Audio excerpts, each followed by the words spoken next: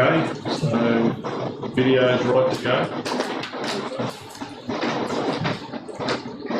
Righto, then I will reconvene the meeting, which was adjourned at 9:34 a.m. And just for the benefit of people watching online, the video wasn't, the recording wasn't set up, so we actually started at 9:14 and then I adjourned immediately when business was done.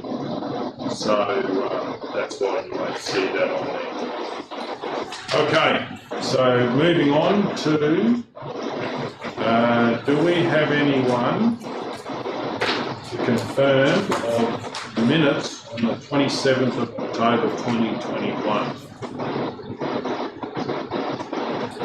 Councillor Ladd.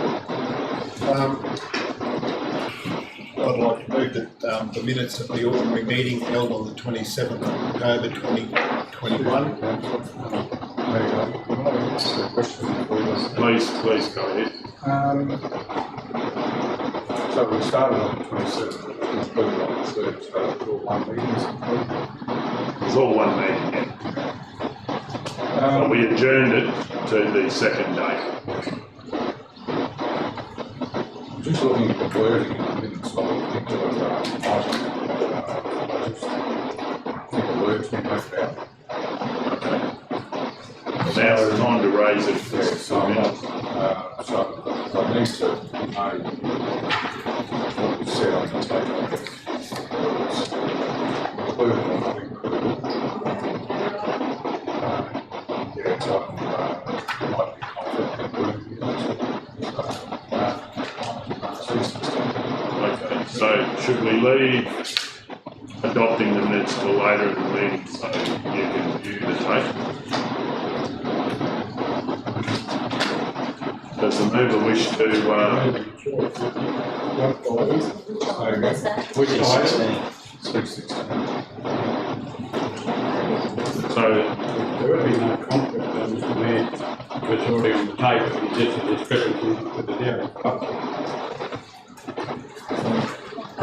but I think is the mover happy to withdraw moving the minutes? Okay, so we will leave, I'll move that we leave adoption of the minutes till later in the meeting to allow viewing of the tape to confirm the accuracy of the minutes. So they'll all view the tape? Happy to, obviously, that's the idea, and we're going to do that hopefully last time, something like that. Yeah, I'll just do it now. Then we'll have to go through it. No, there isn't a conflict. Sure. Well, it's about We don't have a conflict. It's the decision, the discussion and the decision making are over. We don't have a conflict. On minutes. No, if there's a word letter or whatever, we'll hear it, Yeah. we've heard it.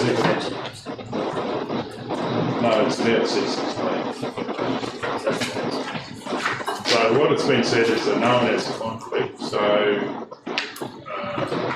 page of the minutes.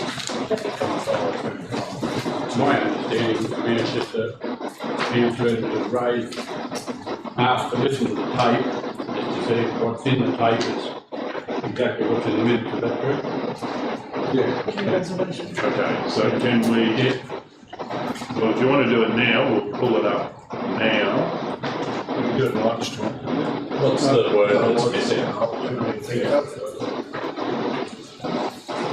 So have we got it, can you pull up the minutes of the last meeting for the decision on C16? Oh, sorry, on the tape on C16.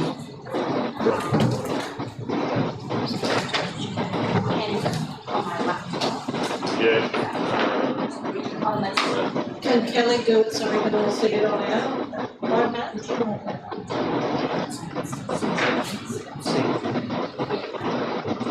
C16. It's later in Page 35. Through you, Mayor, last, what what word is missing? Is it one word, two words? What is it? Well, does anyone think that, does anyone have a conflict on the minutes? Does anyone want to raise anything?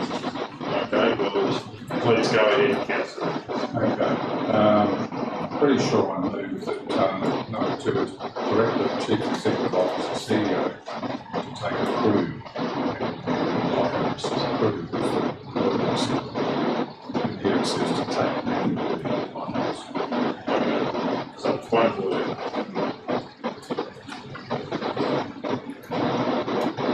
So, do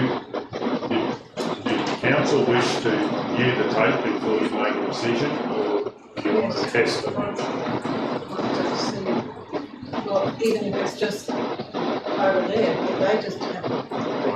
Because it's important word, isn't it?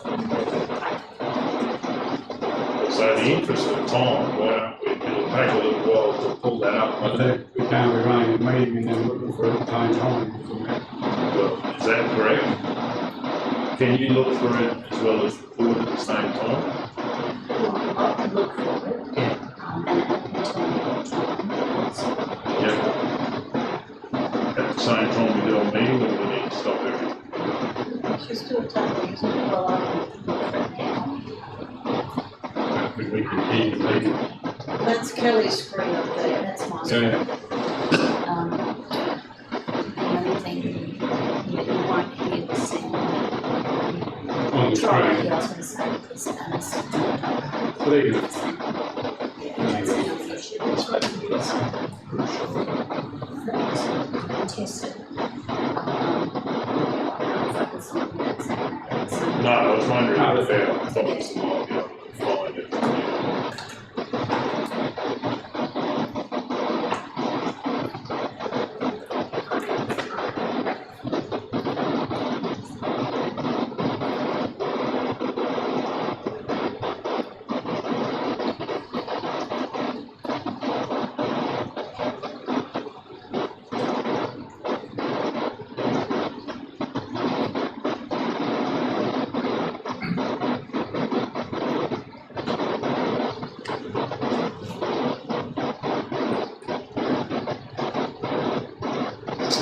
Does anyone have a time when that happened? Approximately 4 minutes and 34. 4 minutes. 4 minutes and 34. That's on, Part two, part two. You would like to make a- so I'm going to give you the description of that video at the bottom. Just so I can get that. If you, I should say, see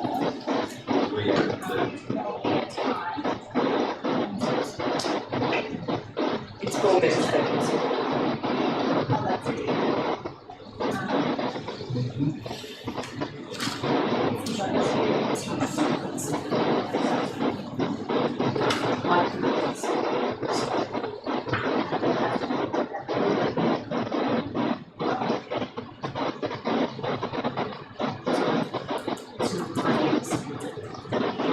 So we can't get a sound. Is it, just turn it.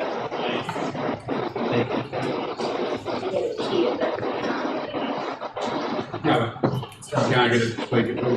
I can get it here, Yeah. but you won't. That's up. No, but we can hear it. Couple. So we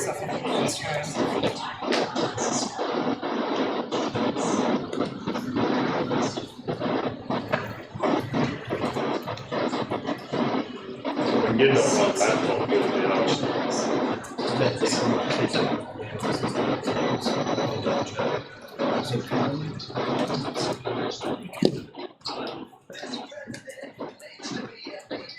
Is that okay?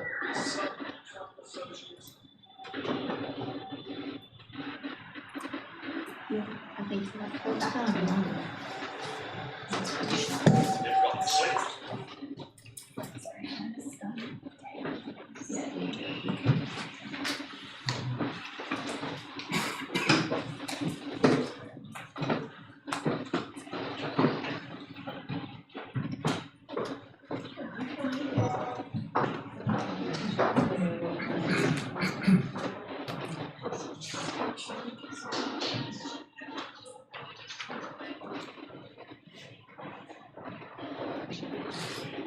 How much do you had for in gold? So, if you press play now, Oh, it'll yeah. show. Now I'll screw it if I can hook it into mine.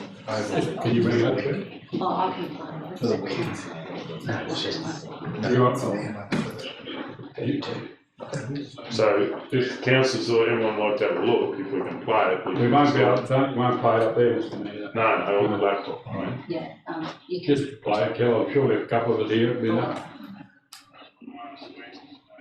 Is that on maximum on the laptop? Yeah, that's fine.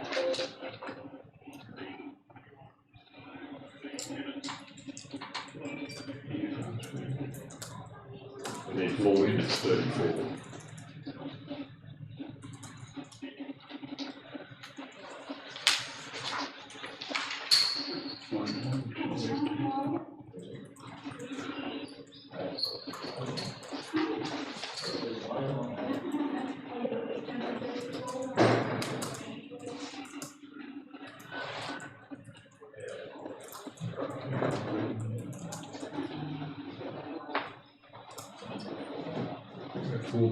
Four minutes 34.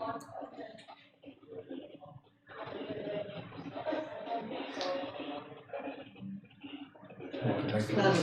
There you go. Oh, That's very good, nice. Tim. Oh, you missed it.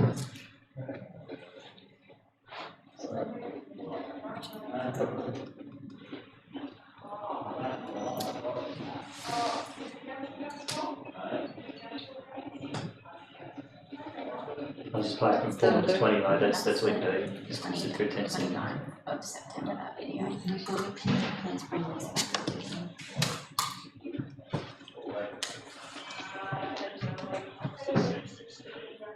That's it. That's it. Oh, yeah. Let me see.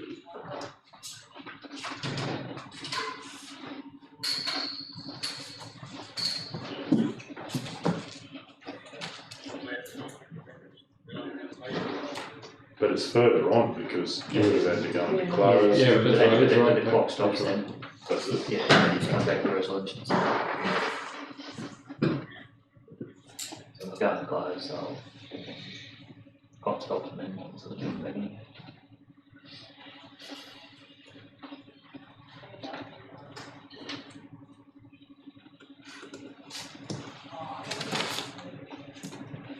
Yes, it's right.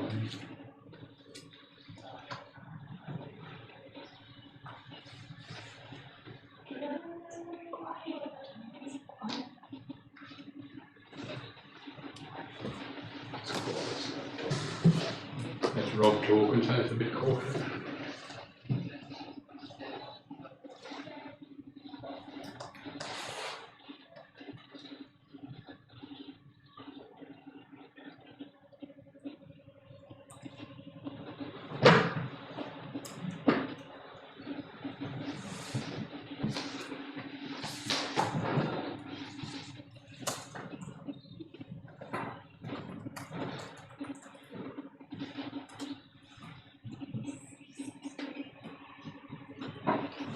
Yeah.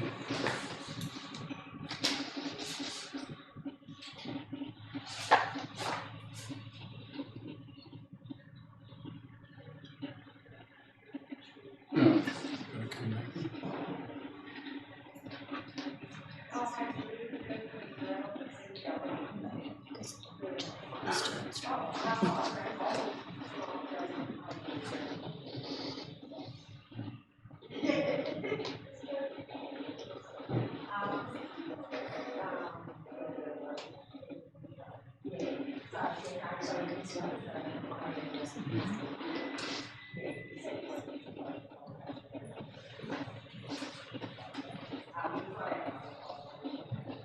Kel, what time are you on at the bottom? Just to be able to make, just to be able to move the resolution. Going to 10:05, 10. Just to move the resolution, yeah. Yeah, we've got to go, we had discussion and went into. Go to 10:05 and it'll tell you. Did he say crew? It did. He did. But you guys need to hear that. Yeah, I can hear you.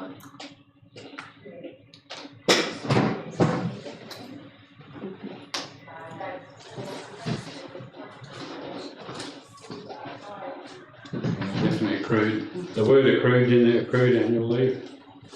Let's turn that air back on, mate. Does anyone want to hear it?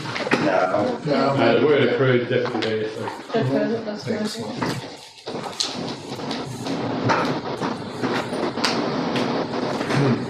Okay.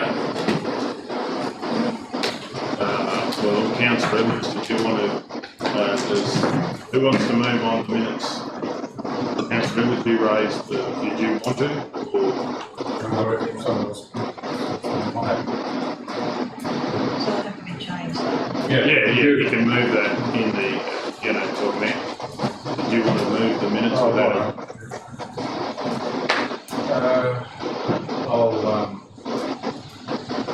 I'll move the minutes of the ordinary meeting held on the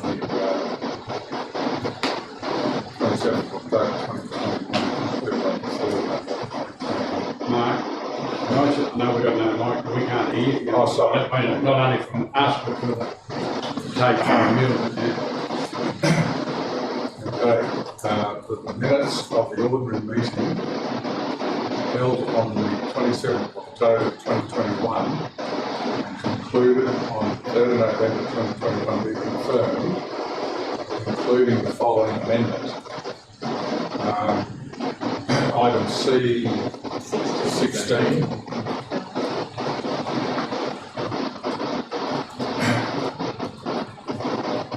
C16, that's good. C16.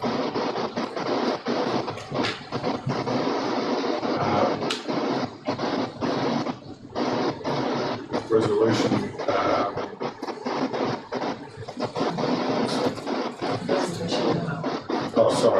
resolution number OM/10.2021/117.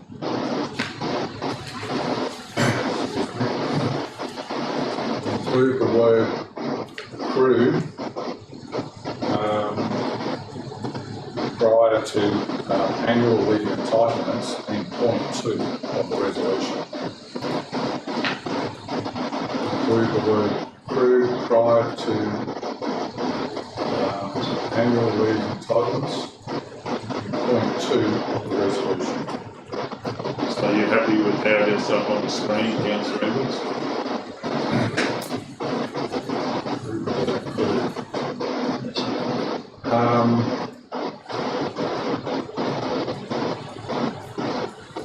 For the purposes of the record, can I read that point 2 out again? It's entirely. Yeah, let's go ahead. Point 2 should read, direct the Chief Executive Officer, CEO, to take accrued annual leave entitlements, open bracket, as per clause 9.2 of the contract of employment dated 15th of March 2017, close brackets, in addition to the advertised Christmas New Year council closure to commence 4th January 2022 and to conclude on 1st March 2022. So that's how it's supposed to be.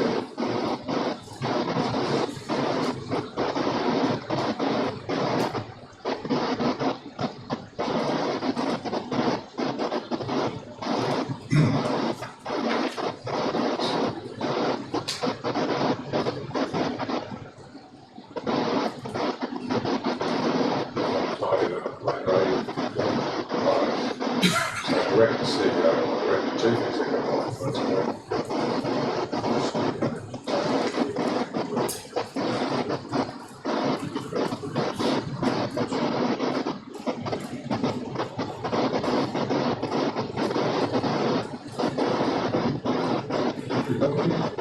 Okay, so we have a mover. Do we have a seconder? Councillor Ladbrokes. Any opposition? Does anyone wish to speak to either for or against the minutes? Then we're going to go to the vote on the minutes. All those in favour? 9-0. Mr Mayor, with your permission, I would like to ask if we'd like to add an agenda item to the agenda today. It would be the flying foxes in Surat. Righto, okay, so, With your permission, I'd be happy to move that. so can any councillor put something on the agenda, or this has to be the mayor that has to pull the standing orders? I'm happy to support it anyway. It's just timing, Yeah. it's just that timing, that's why I guess I've asked your permission. So why don't I move that, Well, I'll move the suspension of standing orders on the procedural motion, if that's the stumbling block. For just suspension of standing orders to deal with this matter. right, do we have a seconder? Councillor Hancock, any opposition? Does anyone wish to speak to it? We'll go to the vote, all those in favour, 9-0. Councillor Hancock. Thank you, Mr Mayor, appreciate it. I'd like to move a motion to add an agenda item back to today's agenda entitled "The Flying Foxes in Surat." Okay, we have a seconder. Councillor Taylor. Any opposition? Does anyone wish to speak to it? Mr Mayor, I just also would like to say is the reason for it today is just because of the timing, and it seems to be becoming an increasingly problem, and I feel that it needs to be dealt with today. Okay. If no one else wishes to speak, we'll go to the vote. All those in favour? 9-0. Okay, moving on to the agenda.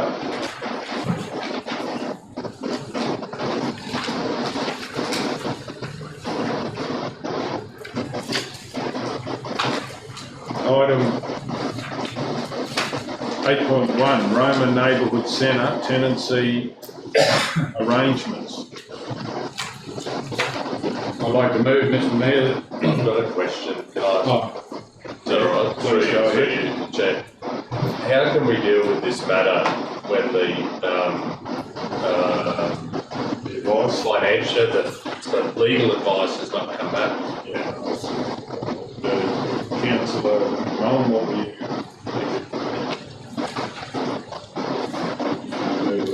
Is there any issues if we lay it on the table to get that legal advice? We haven't got it yet. Mr Mayor, we have engaged the client officer to provide us with the advice. It hasn't been back in time for the meeting. This resolution is more around that we had council had a decision on minutes, call for expression of interest, and then there's a later resolution that kind of needs to be on council. But Mayor, that resolution hasn't been passed, it's laying on the table to seek legal advice. True, but I think this is actually dealing with the one that we should be acting on, and council needs to decide whether they need to act on, not about whether we're doing the other one. No, I accept that, but you're going to make a decision based on what you brought forward, which we're getting legal advice on, to not go ahead with what was supported by council. Yeah, but if a rescission motion gets up, then council has decided not to do that at the moment. But that would only get up based on the argument that was put at the Yuleba meeting, which we're waiting for legal advice to see if that's the stance. Yeah, but it's really actually to say, if cease, because there's no direction from the officers to cease what you're doing until we get the legal advice. Yeah, So please just go ahead. on the basis of that, I understand why it's come today, but the number two, the call for expressions of interest, there's no timing attached to that. So I guess we don't really have to do that until we get the legal advice back, and then we can deal with it depending on what the legal advice says. But there's no, is that an issue, Manager Tanya? There is no timing. I understand from a staff point of view that you guys want to move ahead and do your job, but from a council's point of view, I guess we actually know what's happening as well. my understanding was on page 6, the other resolution, OM-1021, 11-04 is covering what we're waiting on the legal advice. Is that correct? Yes, through you, Mr. Mayor. So from a staffing point of view, we had the resolution on the books to call for the expressions of interest. So staff had developed documents, signage has been ordered to proceed with the expressions of interest. And then the later resolution, it seems that the intent of council, even pending the legal advice, but the intent is that council's not going out an expression of interest. So I guess from a staff point of view, we have KPIs that we can deliver, in a certain time frame. So I think that's probably the reason for that, is that it seems that council's now going in a different direction. But if council wishes to land on the table. Councillor Taylor. Well, my question would be, the new recommendation, I don't see why we would even need that, because we already have the fact that the Maranoa community don't want the neighbourhood centre. So wouldn't it be more about getting rid of number 2 as a resolution than why do you have to bring up the Maranoa gaming community again? Through you, Mr. Mayor, because what we're looking to do is council's looking for us, council can consider rescinding the resolution, but the whole resolution doesn't need to be rescinded. The part of the resolution which is noted in the advice from Maranoa community gaming, that they're not looking to proceed, that part of the resolution is still going to stand. We have to have that in our minutes, so we can take out of them that actually has to stay in the minutes, so that's what it's saying, is we have to. Mr. Mayor, I'll move that council rescind resolution number OM-09.2021-02 and replace it with the council one. Note the advice from Maranoa Gaming Community Incorporated that the group will not be progressing with the lease or part of the former Roma neighbourhood centre. Site, sorry. Centre site. I'll second that. Any opposition? Does the member wish to speak to the motion? No, thank you, Mr. Mayor. Does anyone wish to speak in opposition? Councillor O'Neill. Just to continue from my line of questioning from before, this is incredibly poor decision making when we have a procedural resolution from a meeting only a month ago, where an item that was presented by the Mayor was laid on the table to seek legal advice as to whether what was presented could happen in the form that it could and what the structure was around that, which at the time was contradicting the resolution that you put forward, Mr. Mayor, which was to call for expressions of interest by erecting a sign outside the former neighbourhood centre for not-for-profit groups interested in using the facility. So we've gone from calling for expressions of interest for anyone to now having a resolution that was put at the Yuleba meeting, which just hones in on yourself, Mayor, and Councillor Edwards being the representatives on a new body, which would then have sole rights on that particular facility. I just think this whole process absolutely stinks. We sought legal advice because of the questions that were raised in Yuleba. We should continue, as was resolved there, to get the legal advice, and we deal with this matter, the substantive matter, once we have that legal advice, which the manager has just shared with the council meeting today, that a law firm has been engaged and we're waiting for that advice to come back. So I can't support this because the governance around this is incredibly poor. Yeah, I'd just like to remind you, Councillor O'Neill, that I consider that as a disrespectful to say stinks. There's no problem with opposition to something, but as far as that, I believe that is disrespectful. Well, I'll retract the statement. I'll retract the statement, Mr. Mayor. Okay. I'll just say, being poor decision, that's only a person's opinion, so it doesn't count, really. Okay, so we're having a debate here, so we've got a mover in a second. I'll speak to the motion. This is just really nothing to do with what Councillor O'Neill brought up to do with what Council's future decision is. This is deciding whether we want to rescind the last motion. That's all we're doing today as far as I understand. And if this gets up, that's all we will be doing. We will still be getting legal advice. Councillors will have the ability to read that and then come together and make a decision. Does anyone wish to speak against the motion? Councillor Hancock. Mr Mayor, the reason I'm supporting this motion today, whilst I do understand why it's come to the table, is simply because I think we're putting the cart before the horse. I just think that there is no time pressure to rescind the expressions of interest.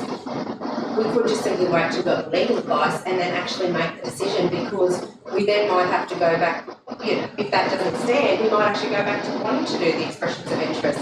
So for me, it's just simply, I think we're putting the cart before the horse, and I would just like to wait until we've got the legal advice. We'll just make one decision at one time on the future of the Brownei neighbourhood centre. Does anyone wish to speak for the motion? I'm really happy to have something started on this, whichever way. And both ways are ways of getting it up the road. We did make a resolution some time ago, but nothing ever happened with it, so now we're changing that resolution to take it apart of it, because I think we're going to hit. And now we want to take them a lot of ways, so I'm not interested in that. I think we should just keep that, in my opinion. Okay, does anyone wish to speak against the motion? I have a question, if you don't mind. Please go ahead, and then I've got Councillor Guthrie. Just through you, Chair, correct me if I'm wrong, Manager Tenny, but in relation to the expressions of interest in erecting a sign, I've got it in my head that at the Yuleba meeting you shared with us that the process had been initiated to get a company to do up the sign for this resolution. Was that correct? Yes, and for you, Mr Mayor, that is correct. The signs have been ordered and still awaiting collection, but they can be used for another. They're fairly generic expression of interest signs. The expression of interest documentation was also drafted up. Saying it was reference system, we just we never released it. It was the resolution, which was a month after the first one. It seems that council's going in a different direction. Councillor Guthrie. Mr Mayor, my question is actually to Manager Tanya, and I think she's starting to really allude to you've almost answered the question. It's following on from Councillor O'Neill's question. So really, the rescinding of the original resolution is really just giving you official confirmation not to proceed with number 2, which is to put the sign on the actual site. Is that correct? Yes, thank you, Mr Mayor. That is correct. That as staff, it's our job to enact council decisions. The council decision that we've got, which has been actioned towards our meeting, is to proceed with the expressions of interest. So I guess the purpose of bringing this in is the council it seems that council's going in a different direction, but council have confirmed that they don't want staff to proceed with the expressions of interest. Okay, does anyone wish to speak for or against the motion? Then I'll sum up. Oh, sorry. I'd just like to say, I fully support the council staff in this in asking us to change this resolution. Okay. Sorry about that, Councillor McMullen. Okay, so now we get to go to the vote. All those in favour? All those against? 6-3 if I can call it. Item 11.1, recommendation for procurement of one steel-trapped excavator. I've got a question for Manager of Procurement or Plant. Morning. Welcome. Just got a question. When we did have another machine for the rubbish dump, which I imagine this will be used in, there was quite detailed asking all the operators which machine and so forth. Have we done that this time, or is it a different process for this tender? No, it states in the report, Mr Mayor, that there's actually the operators have very little experience with excavators. But the team leader and I did travel to Gundy Tip. Yeah. and saw the operation there. He has been converting other tips to see what they do. And hence that's why it was a considerably effort that was specification there, because what they envisioned they wanted to do without any practical experience. You had to do a lot of toing and throwing and just looking at the environment as well. Was a big issue. Yeah, I see that report. Yeah, because I think it's crucial that we actually get staff force that get a decision, even though they don't have experience. I was impressed with what happened last time. I seem to only see it at the dump where they ask which machine. Any other questions, councillors? We have a mover. Councillor Burke. I'd like to move that Council 1 select RDO equipment, Vermeer and John Deere equipment as the recommended supplier of one steel tracked excavator with hydro-magnet attachment and cab pressurisation at a cost of $382,426 including GST, excluding registration and CTP insurance. 2, authorise the Chief Executive Officer or Delegate to enter in final negotiations with RDO equipment, Vermeer and John Deere equipment, and raise the purchase order if the following terms are acceptable. You have a seconder, Councillor Guthrie. Any opposition? Does anyone wish to speak? We'll go to the vote. All those in favour? 9-0.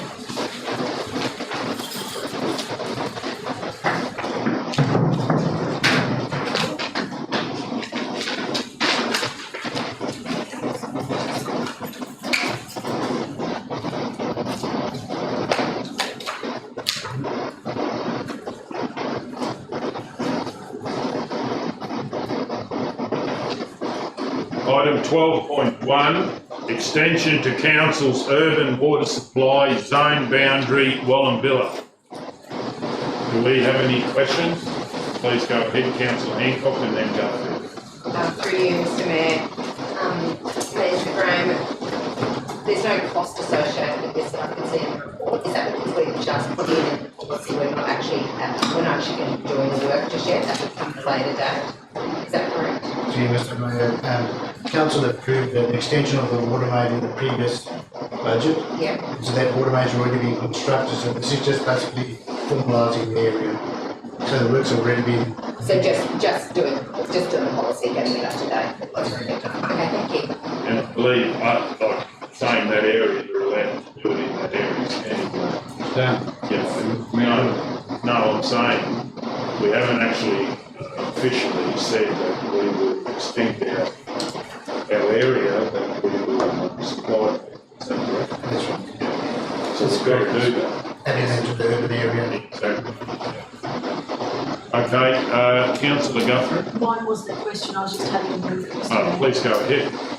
I'd like to move that council approve the expansion of the Wallumbilla urban water supply as per the plan, including the attachment D21/83667.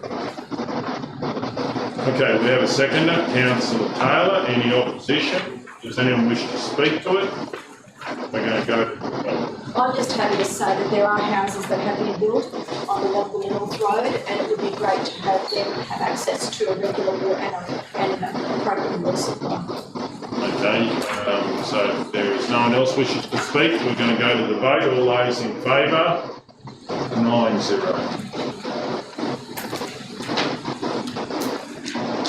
Okay, page 25. Eastern Towns Water Supply Strategy. I would like to move, do we have any questions on this? I would like to move that 1, note the report's contents of the report. 2, adopt a 10-year water supply strategy for Jackson, Wallumbilla, Yuleba. And 3, add to the name of the report, Baringa operating area. Bendemeer, I should say. Bendemeer operating area. Okay, we have a seconder. Councillor Edwards. Any opposition? I just asked what does that mean exactly? Well, we're just really highlighting it that we have here said that our eastern towns, we're actually going to say that they are actually Baringa operating area towns. Ben, you're saying Baringa, sorry. Must be that magpie. So instead of saying Jackson Wallumbilla or Yuleba, you're just saying you should have said Yuleba. No, I'm just saying in the name, instead of Eastern Towns Water Supply, Subject heading. yeah, but also in the report, it would actually say Windermere, our water supply strategy for the towns of Jackson, Wallumbilla and Yuleba. I don't know about Yuleba if Yuleba should consider it as the whole. Councillor Hancock. Yeah, I guess that was going to be my question, Mr Mayor, so you added it the second time, about saying about the towns. When you say region, it feels like it's water strategy for the whole region, whereas I think this water strategy is actually, this water policy is actually for the townships within that region. Yeah. So it is actually, it's not for the whole, it's not for the whole region, it's actually the towns in that For the region. towns, yeah. So it's got Eastern Towns Water Supply, so we would add Baringa in there. Mr Mayor. Windermere into the documentation. Okay, so I move that. Yeah, we've got a second Councillor Edwards. That was correct, wasn't it? Yep. Any opposition? Does anyone wish to speak to it? Certainly do believe Council's doing some good things in, had some very good comments from Yuleba at the meeting last night about the water pressure. I think one of the words was wonderful. But we still have many challenges that we need to work through. And I believe moving forward is, we document it and then we do it. So, yeah, now does anyone else wish to speak for or against? We'll go to the motion. All those in favour? 9-0.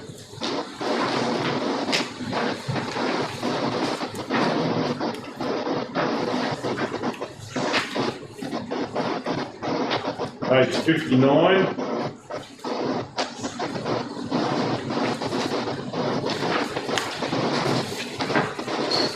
Item 12.3, water restrictions review update. I'd like to do a couple of things. One is to look at splitting this motion into two parts. One would be dealing with sporting fields in this policy separate to the rest of water restrictions.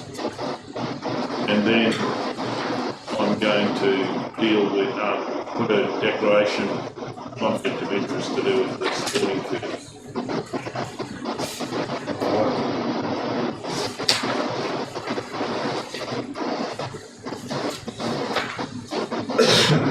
So we have to move the motion. So I'd like to move a motion that we split 12.3 water restrictions review update and deal with the sporting fields to do with this policy, and then separately the rest of the policy for the other user groups. Anyone else? Excuse me, Mr Mayor, so it doesn't actually list the facilities, it's just a generic sporting field, so.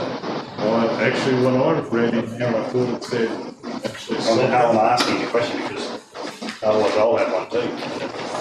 Probably a couple of us will.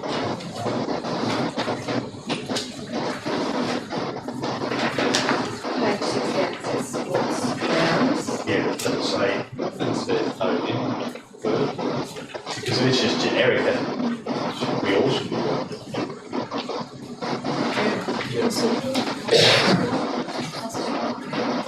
It does actually, I'm sure it mentions something, do you know, Graham, where we talk about the sports clubs? Not the name of them, but what they do. Page 68. Just 68. sports grounds. So Excuse public me, space. Mr. Mayor, if we're going to that level of sporting grounds, I need to raise that commercial businesses are also in this report. But it's just commercial businesses, which is like every business in Maranoa, so it's one of these. Yeah, I thought I actually read it where they actually mentioned, this is not this report, but Can't see anywhere in the report where it's because it actually mentioned the sport that are involved with. and it actually mentions every household too. Yeah, yeah, exactly. Are you sort of bringing up the sporting ones because you want them not to be in the policy? No, I want to be out of the room to do with these, the sporting clubs, because I'm president of the club.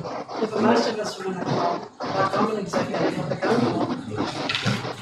So you mentioned. No, I don't think anybody's. Mr Mayor, where you've read that's page 63, and it's got active playing services, it hasn't actually named individual clubs, it's just given generic.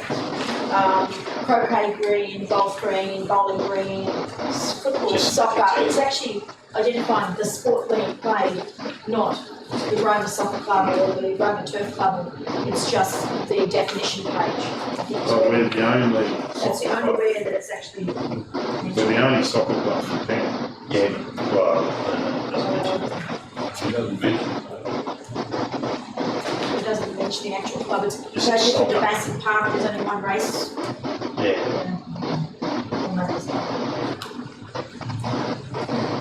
So it's in page 663.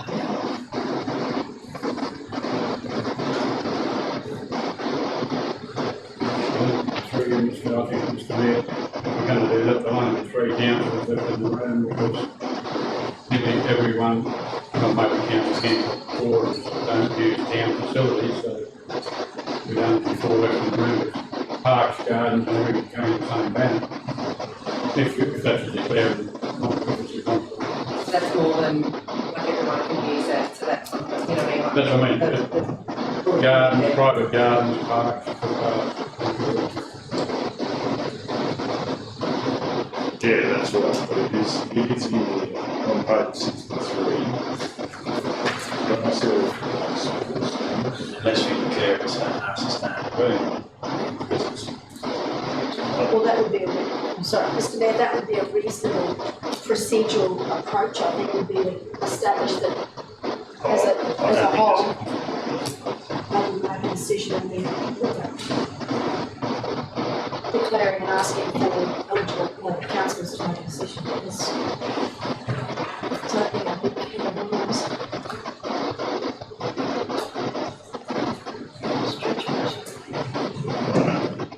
We got one of those for us.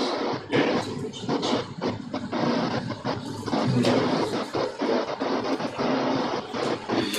So, no, where we are, it's the bottom. Oh, stay in the room bit. leave the room and stay, you know, to vote. Yeah, right.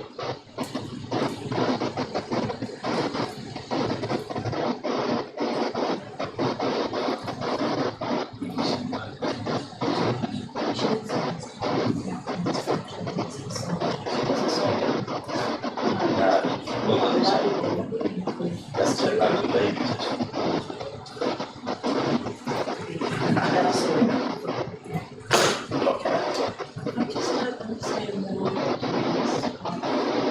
This is just the policy of the water restrictions. So unless you want to change something, we're just going with what the policy is. Yeah, but, well, you know, the amount of time we spend on conflicts, you know, if soccer wasn't mentioned in the report, What if it was just had a definition of sporting playing area? Various sporting playing, I don't know.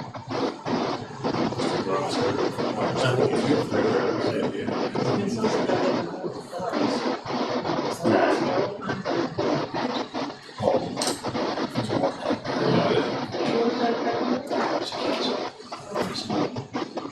okay, so let's go. Started up the top. 12.3, I've actually received rescinded splitting it, and I'll just do this instead. 12.3, water restrictions review update. Declaring councillor as myself, Tyson Golder. Particular interest on the President of Roma District Junior Soccer Association Incorporated. Soccer field, or soccer I should say, is mentioned in the definition of the draft policy on page 63. The type of conflict is a declarable conflict of interest. Although I have a declarable conflict of interest, I do not believe a reasonable person could have a perception of bias, therefore I will choose to remain in the meeting. However, I respect the decision of the meeting on whether I can remain and participate in the decision or leave.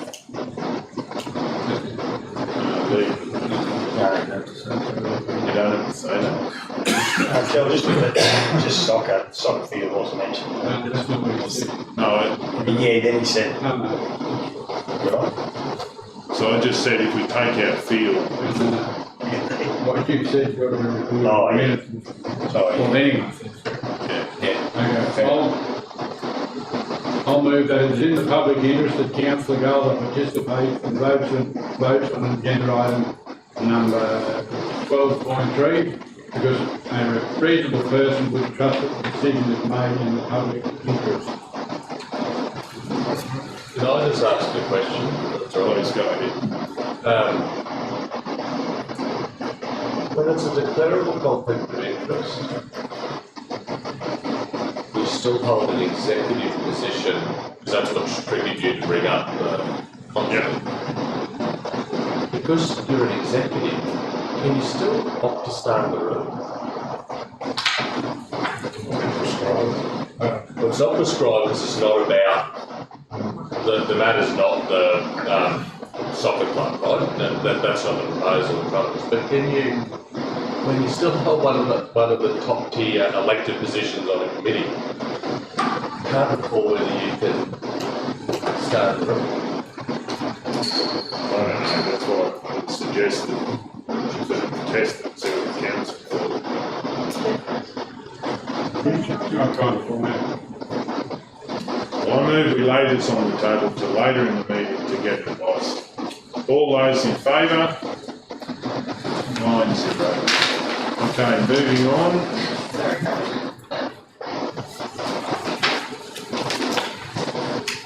National Brownei, any questions? Click on that, bring back. Yeah. Any questions for Brownei? Any questions on that last report? I think Okay, that's that's sorry. Well, hopefully we can have to do some material. Okay, 12.4. I'll just read it. Request for quotation, flood damage, event 12, grading, gravelling and other civil works. Councillor McMullen. Mr. Mayor, I'll do, councillor Labour, something first. I have a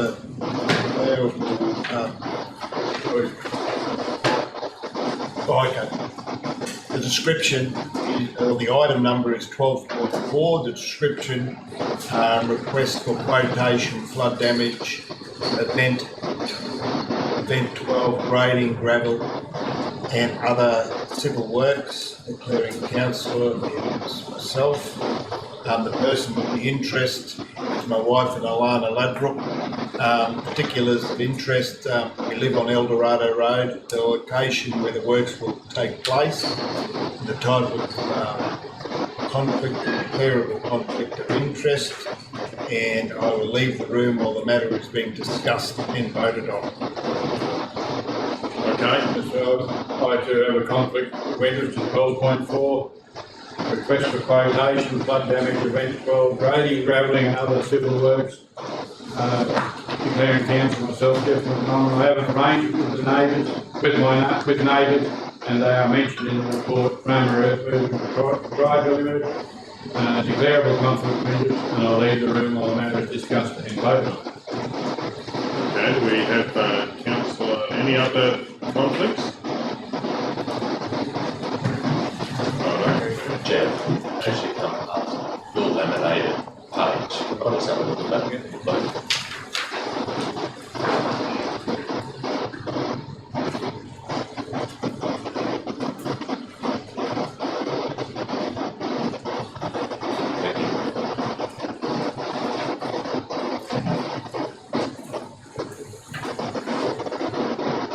Councillor Ladbrook and McMullen have left the room.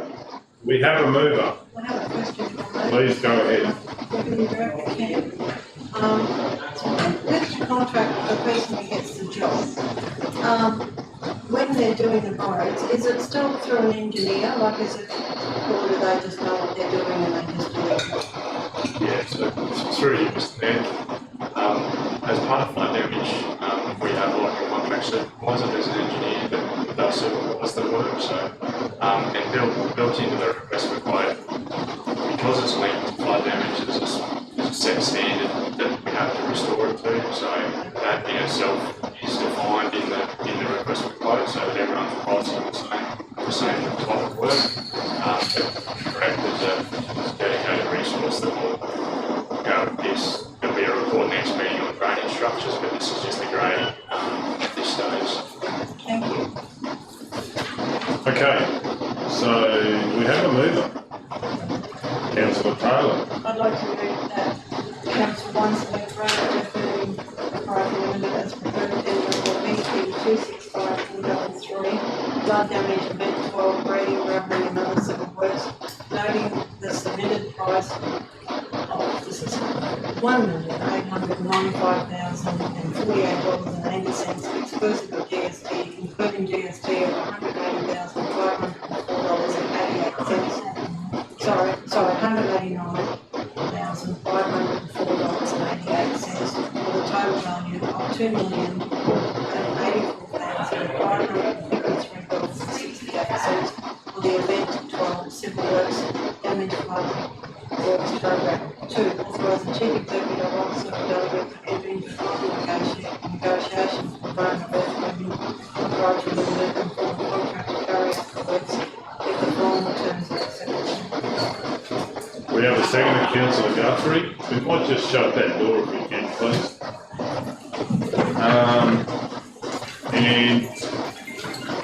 Does anyone wish to speak to the motion or against the motion? We'll go to the vote. All those in favour? 7-0. We can get the councillors back, please.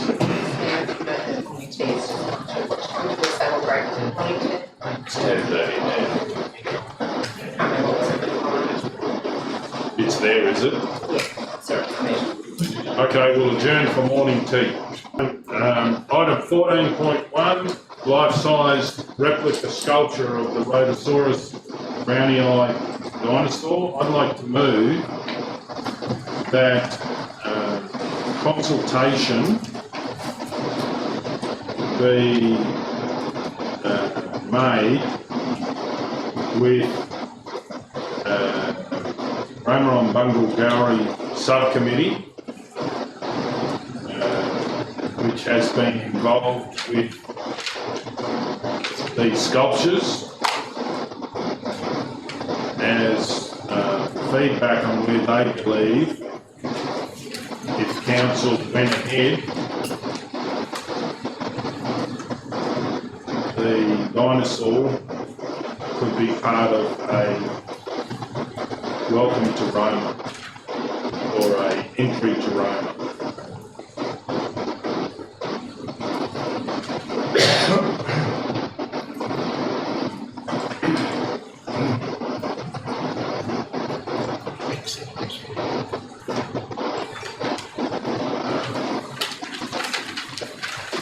So, do we have a second for that motion?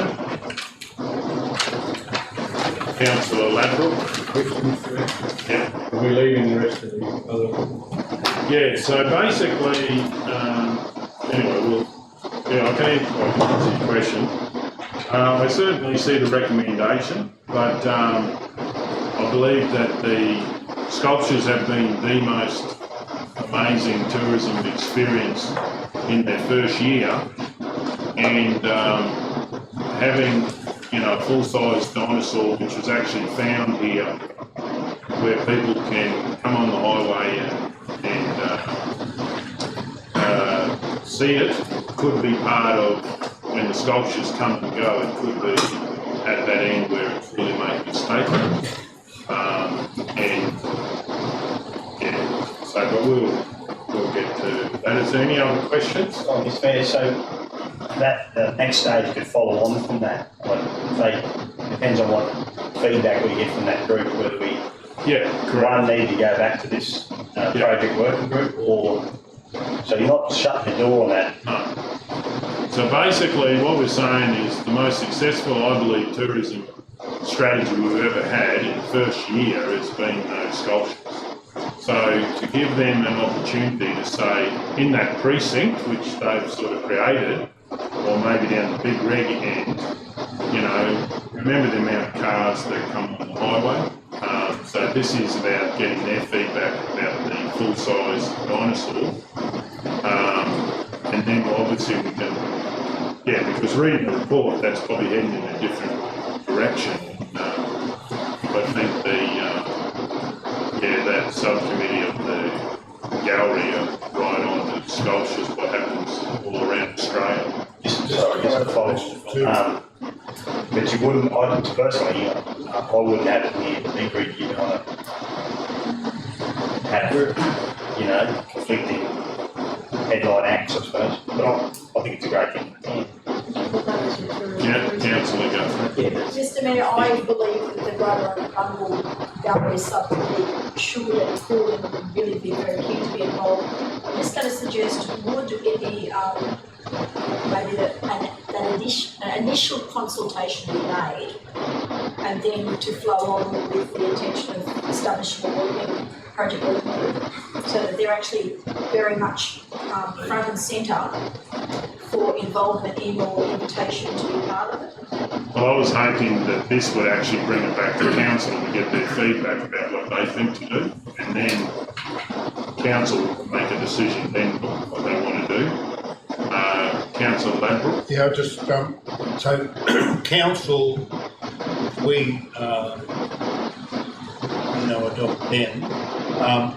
Council won't have any say of where it goes. No, just getting, so obviously this would be about briefing the committee that we may be looking at a life-size, very large dinosaur, and they've had an amazing event that's pulled tens of thousands, or probably hundreds of thousands over 3 months.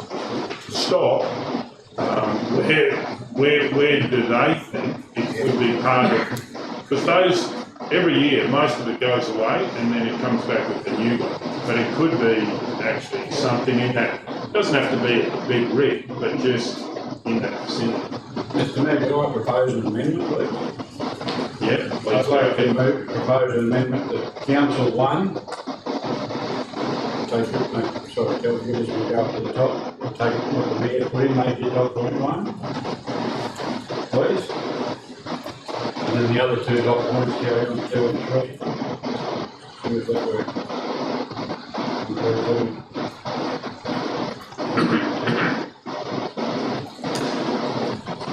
Yeah, please go ahead. Thank you, Mr. Mayor, through you. So our recommendation, I don't disagree with anything that you proposed at all, was presupposing that in the end, the dinosaur story would be part of our tourism story. That's the potential to make it so. So that's hence the tone of the recommendation. Yeah, no, and I certainly understand that. So, do we have a second for that amendment? You haven't got a seconder for your original motion. Yeah, we did, Councillor Ladbrook. Oh, it's been recorded, has it? I wrote it down, I stand correct. So I'm not going to accept that. Yeah, you were talking about it in debate, I just wanted, but we have a second for that amendment. Councillor Guthrie. Okay, so do we have anyone wish to speak for the amendment? Mr. Mayor, in light of what you've said, I just think if we put it all together, we can get your information, get the project group, establish the project group, and then appoint a councillor, and then there would be no decisions on what's actually happening until it's come back to council. And if they say put it here or put it there, it'll come back to council. There's also the cost. Yeah, well, I think very. Big figures in there. through you, Mr. Mayor, this is not this is about costing, it's about just finish on the road. Okay, I'll speak against the amendment. The reason I don't support the amendment is that I really believe with a group like Roma and Bungle Gallery, you know, we may not need 2 and 3, or it could be done a different way. So if we wait and just get their feedback about it, we do have the opportunity to get a large life-size dinosaur that would tell the story of that. You know, as far as I know, we were very much first in dinosaurs being found, or close to that if that's not true.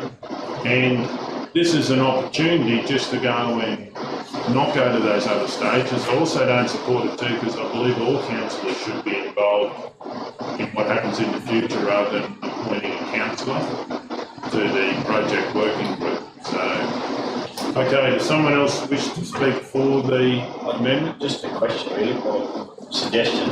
Could we just not put council, after consultation, council, potential council to create or some working group so it flows on?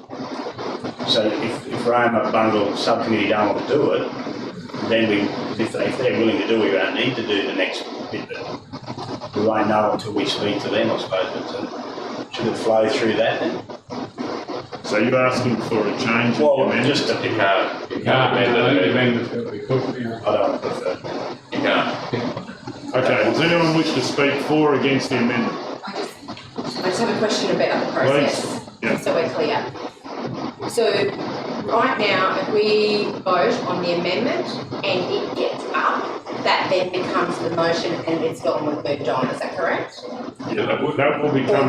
Or then do we then vote again on the motion? You've got to vote. Whether the amendment gets up or not, it's got to be voted on again. Yeah. It will be voted on again, okay, because then I obviously have another question about the project and about the resolution. Okay, so does anyone else wish to speak for or against the amendment? We'll go to the vote. All those in favour? All those against? We'll just do that vote again. All those in favour? 3-6. All those against? 3-6. No, the amendment is lost. Don't call for division. Now, we're back to the original motion. Do we have a question, Councillor Hill? Yeah, I do, thank you, Mr Mayor, through you. And just, if you can just remind me, was the dinosaur story incorporated in the tourism plan, the Roma community tourism plan? No, it wasn't, sorry, speak through you. It wasn't, based on the tourism report that we had about regional tourism in Queensland and the Maranoa not being part of that patio story. So from a state government perspective, we are in the picture in patio tourism. That's not, doesn't mean so we can't be, but we weren't in that particular study. So although this topic has been on the agenda of council for probably 8 years or so ago, first discussed. I guess my question was raised in the community as part of those forums. No. Yeah, thank you. Okay, so I'll speak to the motion. I believe this is an opportunity for us. Well, number one, it was driven because there's an opportunity at a greatly reduced price to get a full-size dinosaur. A full-size dinosaur is one that you don't even need to have safety barriers around, I believe, because it's so big you can't climb it. That was one of the benefits. And I do think for the children of the Maranoa, it's part of our story. And I do believe, as far as visitors, that we should tell that story. I don't believe we should be trying to tag on to necessarily what the West does with dinosaurs. I believe we should tell our own story. And we have had 2 dinosaurs, as far as I understand, that have been found in our region a long, long time ago. and we don't tell that story, so it's just really a piece of history. And I believe if this is supported, and if Roma and Bungle Gallery's subcommittee is involved, they have the vision of sculptures, and I do believe the dinosaur would be a type of sculpture, and I think it could, perhaps if they were interested, it could sort of anchor that precinct as well, or they might have completely other ideas that full council could agree. So I believe it's part of a process that we can really make a informed decision. Does anyone wish to speak against the motion? Councillor Hancock. Thanks, Mr. Mayor. It sounds like a wonderful project. It's a great project. But the problem is we actually have a lot of wonderful, great projects that we're looking at, and we have to be able to afford those projects. My concern is consultation leads to expectation. You go to community consultation and the community does have an expectation that this project will come up. Now, I absolutely have a passion for progress, but I have a passion for progress across the whole region of the Maranoa Council. And there is a lot of projects at the moment that money is being spent in Roma. For instance, we need to upgrade the Roma pool.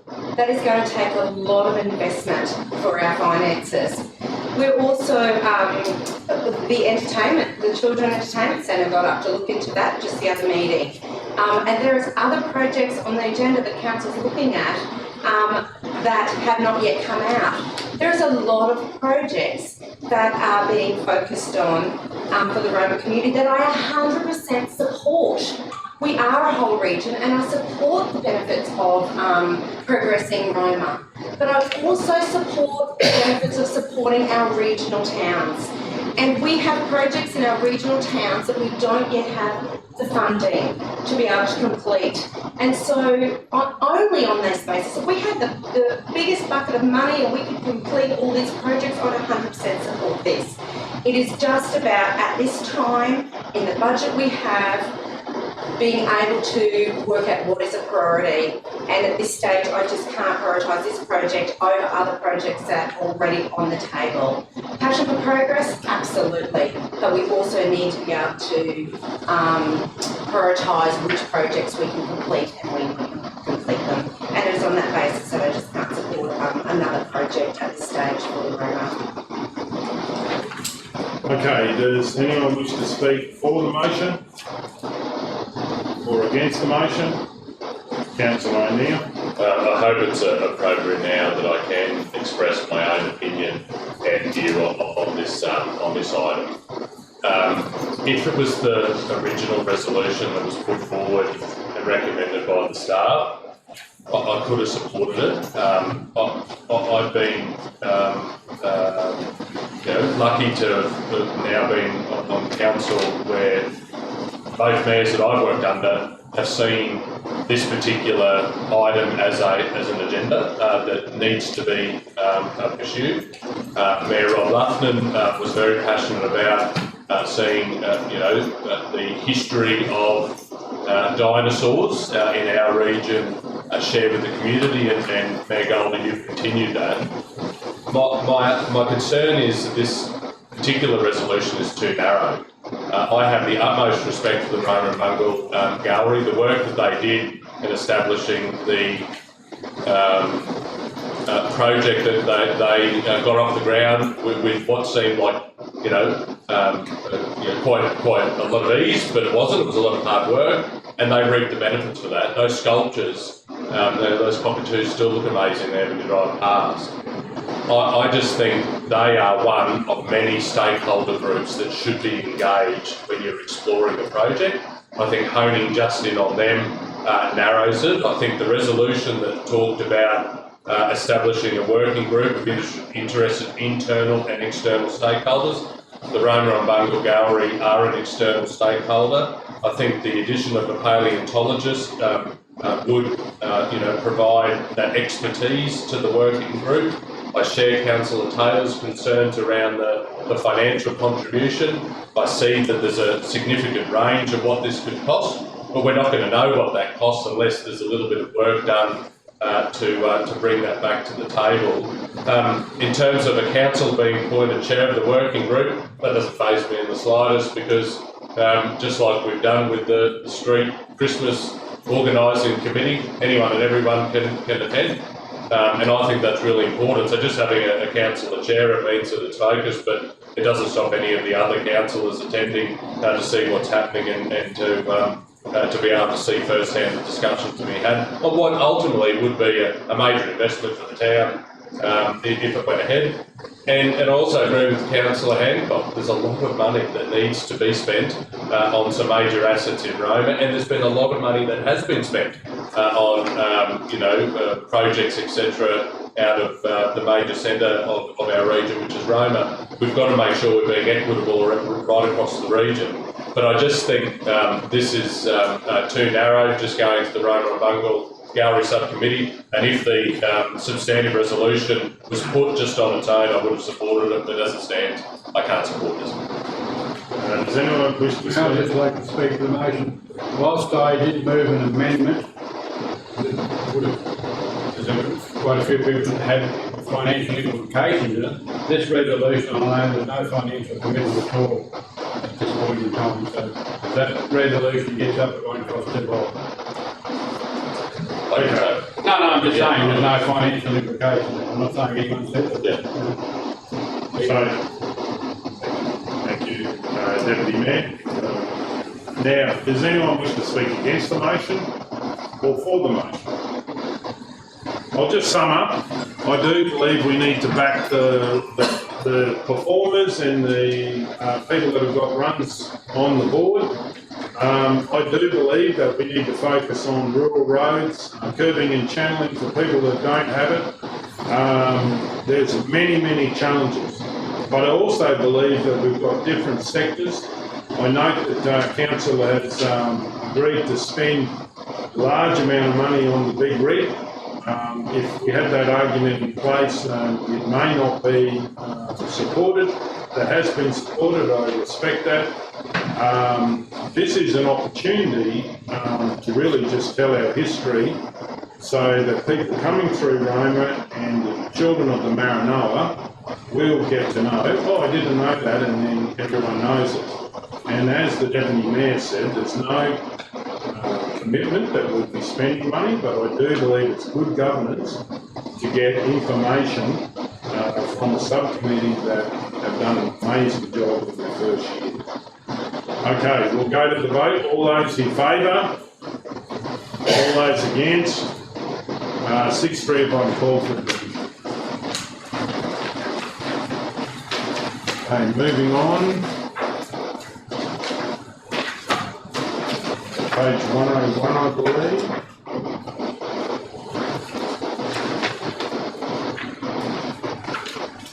Item 14.2, request for sponsorship Roma Rugby Sevens 2022. Do we have any questions or do we have a mover?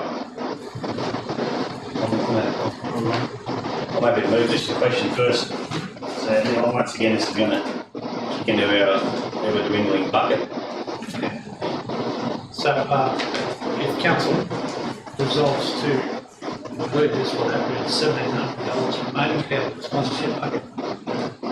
However, council has supported this particular initiative every year, and it's a wonderful event. It brings a lot of people to town, to the region. So, I just wanted to add that. Yeah, no, It's not unusual. It's a similar proposal to what we had last time. And it just happens to coincide with the Cenotaph Festival of Rugby this time, which is better. and it's also leading into that other project. I'm happy to move this, Mayor. Please go. I'd like to move the Council 1 approve the request from the Roma Kids Rugby Union Football Club for sponsorship of their Roma Rugby Sevens tournament to be held in Roma on the 11th and 12th of February 2022. 2, provide financial support as a bronze sponsor for the men's and women's bowl trophy at a cost of $1,000 GST exclusive to be allocated to the sponsorship budget of GL 2887.2249.2001. 3, request sponsorship acknowledgement before and during the event in accordance with benefits listed in the sponsorship prospectus, including an invitation to the Mayor to present the trophy. Okay, do we have a seconder? Councillor Ladford. Any opposition? Does anyone wish to speak to it? Oh, just, Mr Mayor, I think, I'll touch on what Manager Ed said. It's going to bring a lot of people, a lot of focus into Roma and the general district. I think what we forecasted moving forward for the Echidna's ground, it's going to add a spice to that, and hopefully the field will be looking at spick and span by then. Yeah, no, so I'm happy to support. Okay, does anyone else wish to speak? I certainly will. I was at this one event last year. It's an amazing roller. It's there again, great for the people of the Maranoa and for children to aspire to if they're playing rugby. That to have this such high quality competition there, and obviously council has been supporting other improvements that are going to be a very good year of rugby next year. So I believe this rolls in, and I believe we should be keeping our support of this project. Does anyone else wish to speak against or for? Does the member wish to sum up? Thanks. We'll go to the vote. All those in favour? 9-0. Okay, item 14.3, request for pool closures. Councillor Hancock. I move that Council 1 approve the request for exclusive use of the Surat swimming pool on 24, 25 and 26 November 2021 between the hours of 9:30am and 12:30pm for the annual Yuleba swimming camp. 2. Approve the request for exclusive use of the Surat swimming pool on 6 December 2021 between the hours of 9:30am and 12:30pm for the annual Surat State School Swimming Carnival. 3. Approve the request for exclusive use of the Denise Spence Memorial Swimming Pool, Roma, on 13 November 2021 and 14 November 2021 between the hours of 2:30pm and 5pm and 4:30am and 11am respectively for the Maranoa Triathlon. 4. Approve the request for exclusive use of the Wallumbilla Swimming Pool on 6 December 2021 between the hours of 2pm and 3pm for the annual Wallumbilla Swimming Club Carnival. 5. Advise the community of these closures through a notice at the pools and through a media release. Okay, do we have a seconder? Councillor Ladbrook. Any opposition? Does anybody wish to speak to it? We're going to go to debate. All those in favour? 9-0.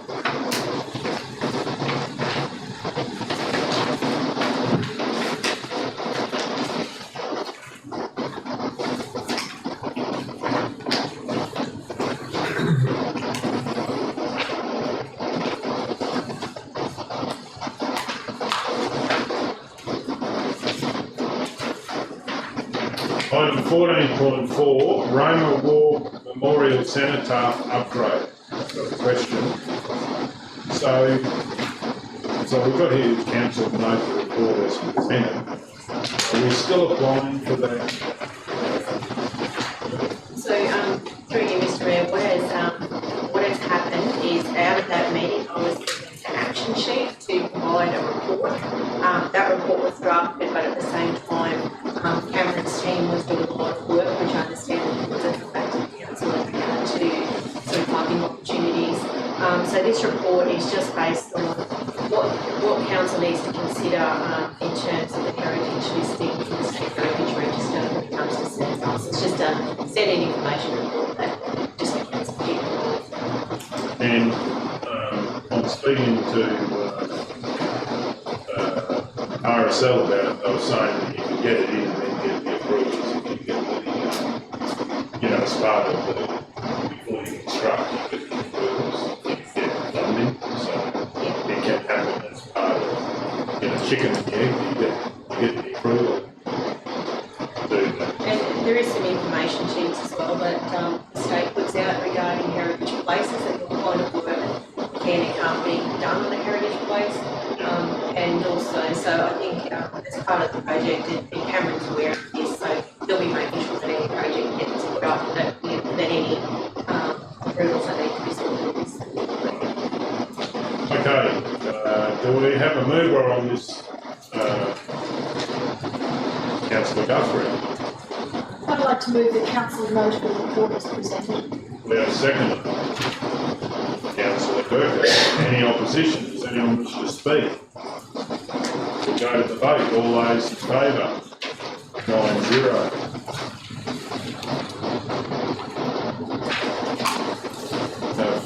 9.5, page 125. 24 Garden Street, Yuleba, additional capital works scope. Welcome. Do we have any questions? Okay, we have a mover or a question. Yeah, I have a question. Councillor Taylor. Manager Mills, I'm just wondering, there's no price on the outside. No, through you, Mr Mayor, we've only just received quotes back for the floor coverings. They do come in under budget to be able to let the capital works of the gutter replacement and the painting happen, as well as the vinyl. And the report also presents that there is a pier that is badly damaged with concrete cancer that needs to be replaced. It is a structural beam that we use to repair that does their work, and it will fit under the capital works budget. Thank you. Do we have a mover? Councillor Hancock. I move that council amend the scope of works for 2021-22 approved project for 24 Garden Street, Yuleba, to include vinyl floor coverings and pier replacement along with external painting and gutter replacement. We have a second, Councillor Taylor. Any opposition? Does anyone wish to speak to it? We're going to go to the vote. All those in favour? 9-0. Item 14.6, care outreach request. Mitchell. Do we have a question or a mover? Please go ahead. Tim has just walked out. You might be able to answer it through Mr Mayor, Deputy CEO, you might be able to answer my question. Two reports in a row, councillors, not really anything here anyway, so it's like, don't have any questions. Just double checking, in the resolution it's saying that we are happy to waive the fees and that they could use the visual showgrounds, but as long as there's no paying request to use the facility this time. I just wonder how we manage that. Like what is it that they have there, and how do we actually manage moving them out? I understand why we've got that in the resolution, because obviously our residents and community groups are really important to us, but I just wonder how we actually move them out and what that would mean for them. As I understand, we would find them alternative premises. Just for, say, a community group need for a Christmas party on one weekend. So do they have a lot of stock and a lot of items that they have in there? It's our belief that they could probably operate from the old time village totally. Yeah, right, Really. so it's not a big... I don't think so, but we can't preempt that this will happen. But if it did, we relocate to make sure that they're accommodated. And again, we believe that the old retirement village is probably perfect for their needs. Thank you. Certainly is quite a few times different groups over the last few months that there's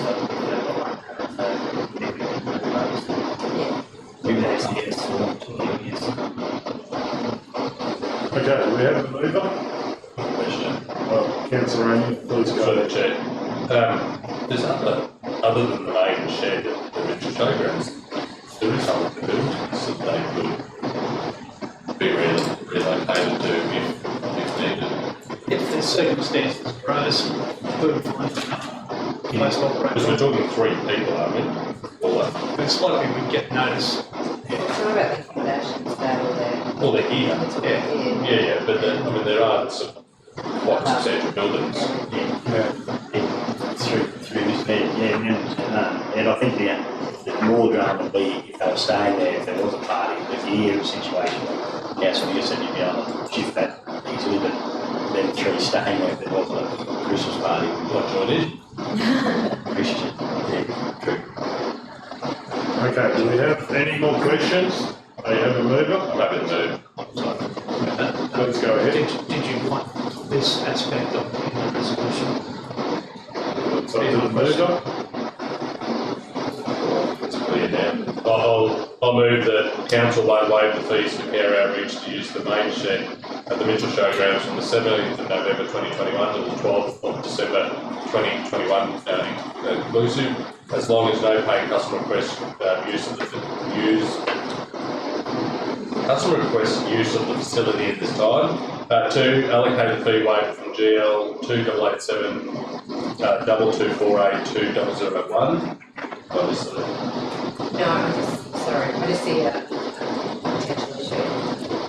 With paying, sorry, I'm waiting for the correct time, but just with paying customers, because some of our community groups don't pay. So we're doing it for, potentially for our community groups, but our community groups don't pay, so I'm just raising that now. Maybe it's no other booking. No other book yet, or community bookings maybe. Oh, read that with you. As long as there are no other booking requests to use the facility at this time. 2, allocate the fee waiver from GL 2887 2248 2001 in kind assistance major budget. 3, approve care outreach request to use the overtime method for accommodation from the 24th of November to the 11th of December 2021 at no cost. And 4, allocate the associated cleaning costs of the facilities to GL 2887 2246 2001 in kind assistance minor budget. Do we have a seconder? Councillor Taylor, any opposition? Does anyone wish to speak? We're going to go to the vote. All those in favour? 9-0.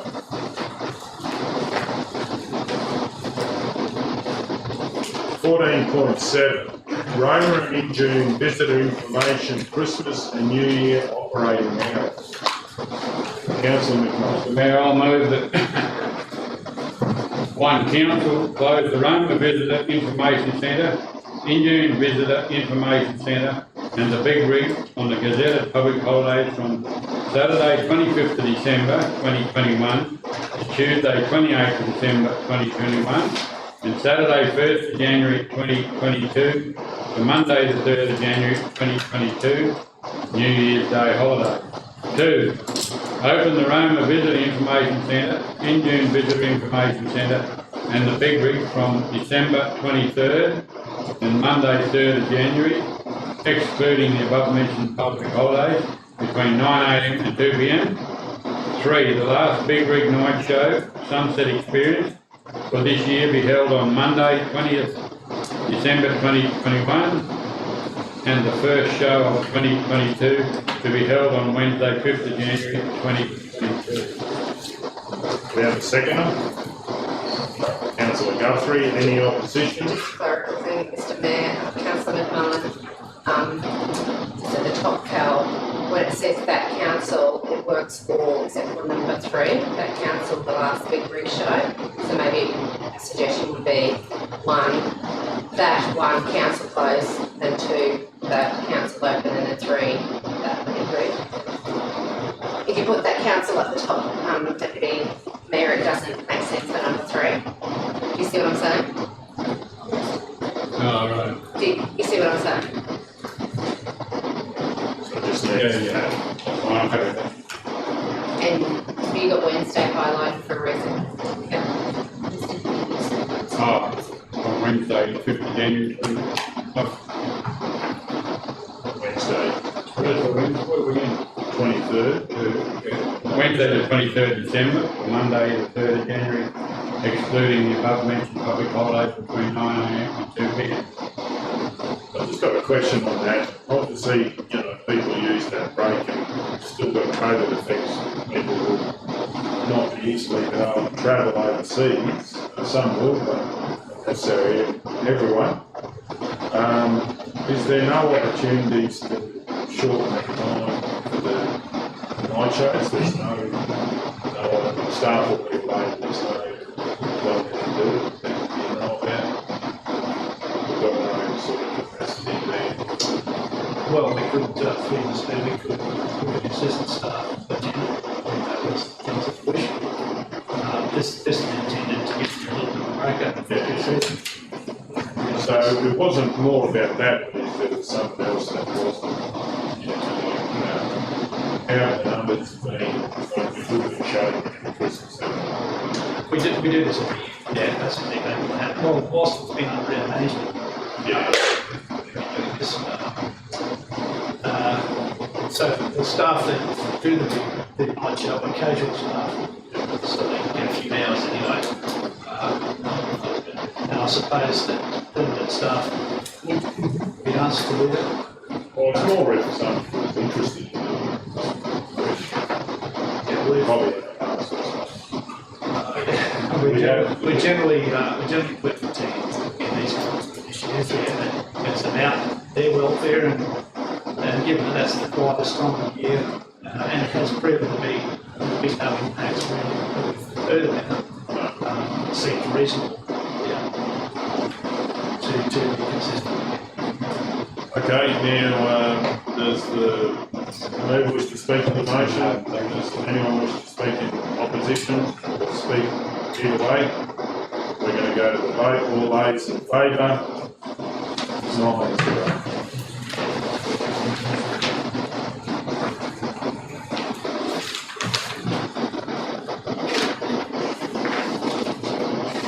Item 14.8, changes to development conditions for personal training studio 58 Chrystal Street, Roma, file reference 2020/20216. Councillor I have a question. please go ahead.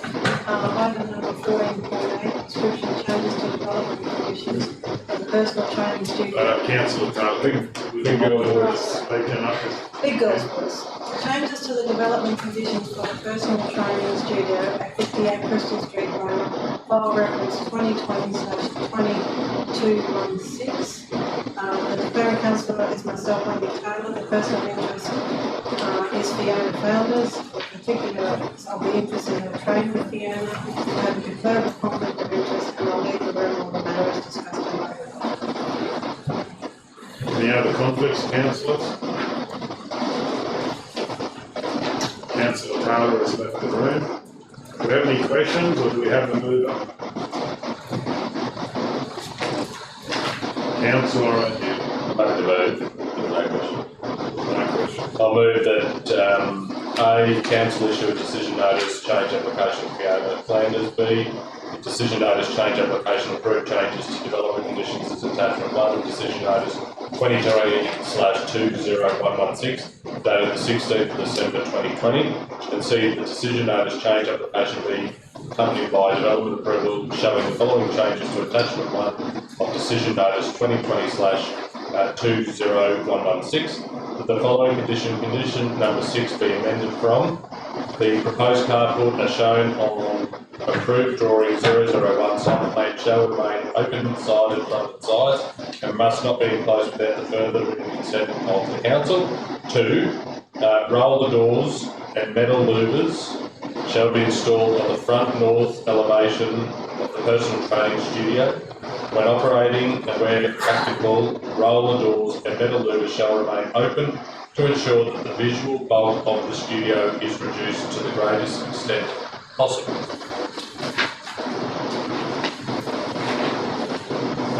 Councillor Burkett. Second. Second, no. Do you have a question, Councillor Evans? Probably on the wrong track. Does the file reference the same as the approval reference? Same as the decision notice? Is that the same number? Is the file reference number? No, because the file reference, because we actually have the file before it comes to council for decision, so we create the file number and the application to see. Very simple.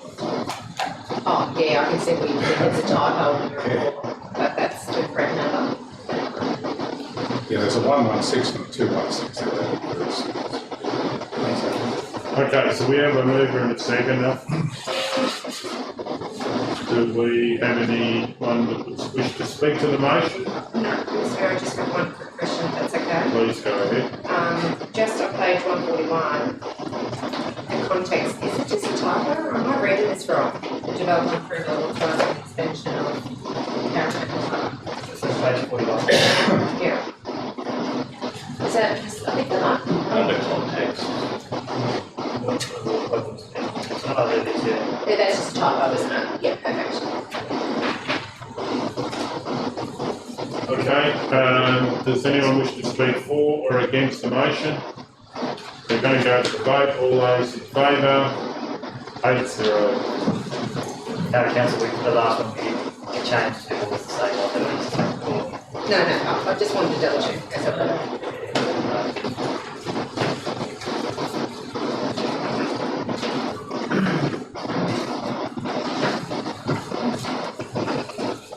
Okay, page 161, item 14.9, sponsorship for Young Beef Producers Forum. Councillor Hancock. Mr Mayor, I move that Council 1 endorse a request to sponsor the 2021 Young Beef Producers Forum to be held in Roma on 18 to 19 November 2021, the amount of $1,000, excluding GST, to allocate funds from the sponsorship budget GL 2887.2249.2001. 3. Use promotional opportunities including the sponsorship package of use the promotional opportunities included in the sponsorship package to promote the Roma Saleyards. 4. Endorse a councillor to do the Welcome to Roma on 18 November. Okay, do we have a seconder? Councillor Guthrie, any opposition? Does anyone wish to speak to it? Yes. Please go ahead. I'm sorry, Councillor Lavery has a question. Just, Ed, so what fund will that $1,000 come out of? Sponsorship, budget, Okay, $1,700 from after this decision. okay. Well, No, no, because we, it $700. that's the best thing. was less because we did the other one. And the other one actually is the young people producers. Estimated revenue. Oh, did you? Oh, sorry. Yeah. Thank you.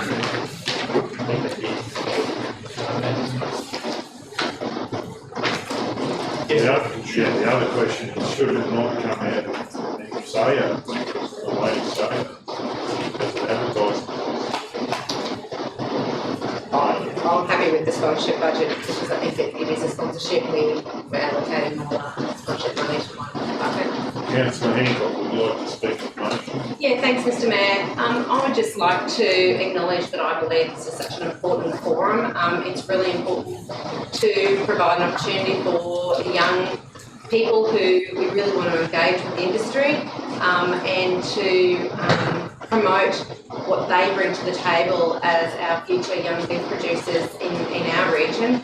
And so I just think that this is a wonderful opportunity and a great event, and I am excited that this is actually being held in Roma, I think, for 17 years. So I just fully endorse this event. I've just got a question, Mr. Mayor.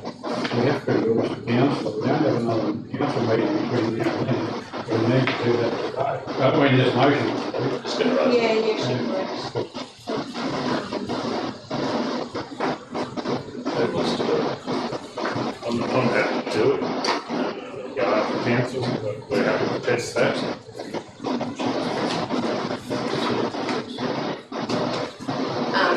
So can I just amend my motion? You can. We have a Is anyone vote, else yeah. wanting to do anything? Can we good? Just want to make sure about everyone. So I'll amend it to endorse the mayor to do the Welcome to Roma. Does the seconder happy with that? Endorse the mayor to do the Welcome to Roma address, maybe? Welcome to Roma address? Or Welcome to Roma, yeah. So the second is happy, so that's the motion. That's, and they wish to speak to the motion. You have? Yeah, just wanted to clarify, sorry, that actually had already been accounted for in that previous report with the Rugby Sevens, but that was the actual young option years. The one I was getting confused with, so you're right, council, that $1,000 will reduce it from $1,700 back to $740. So, yeah, I just didn't say before, Mr. Mayor, I thought it had already been accounted for, but that was the young option year.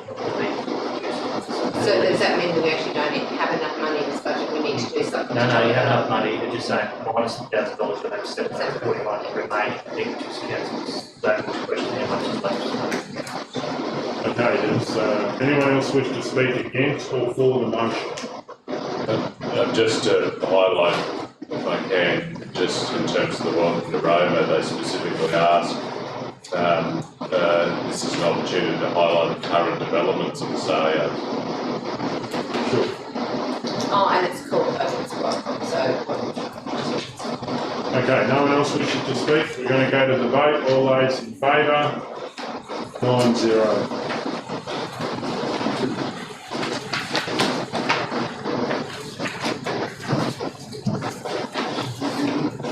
item 17.1, grain shed update.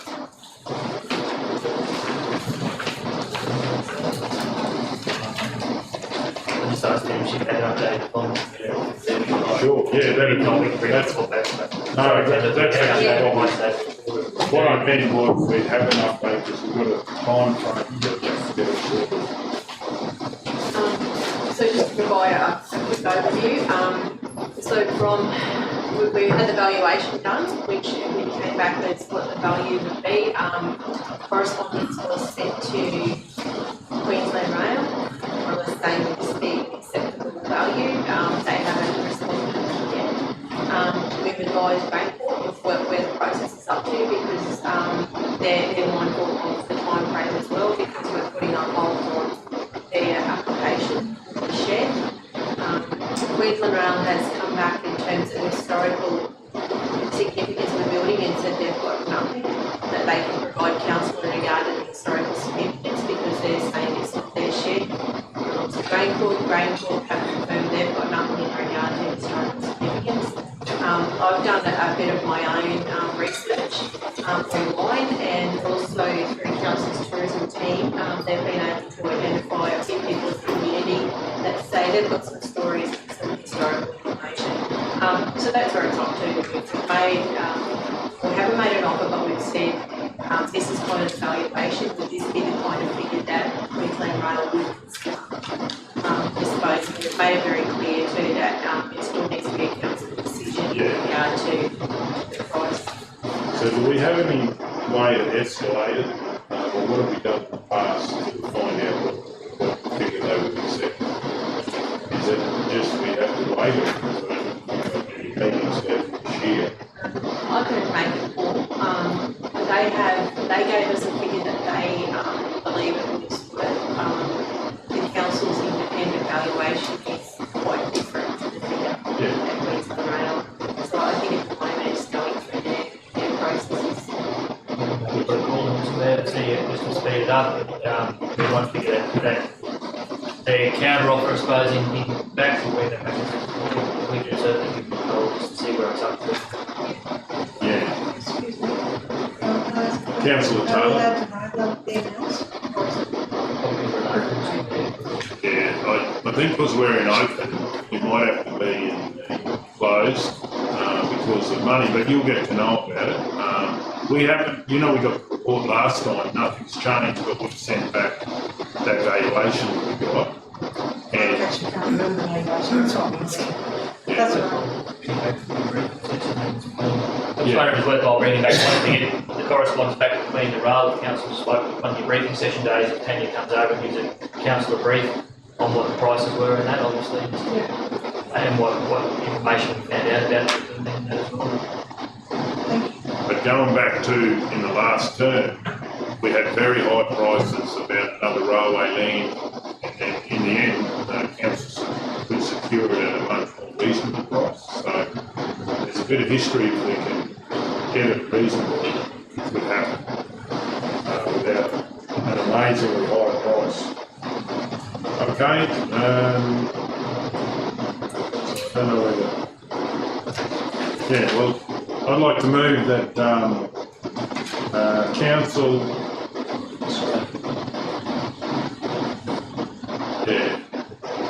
Council receive and note the update provided at the meeting and escalate an answer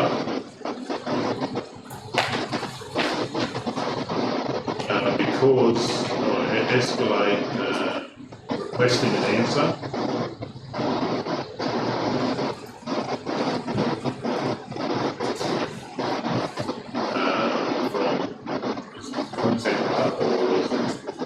Queensland Rail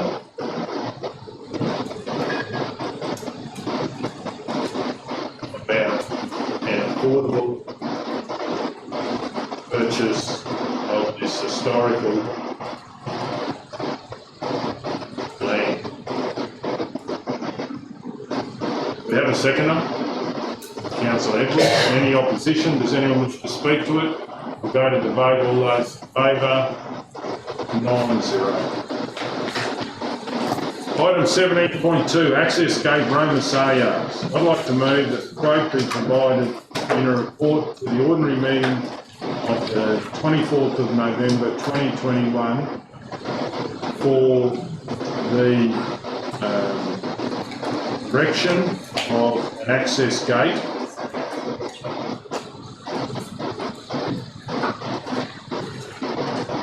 mentioned in the report.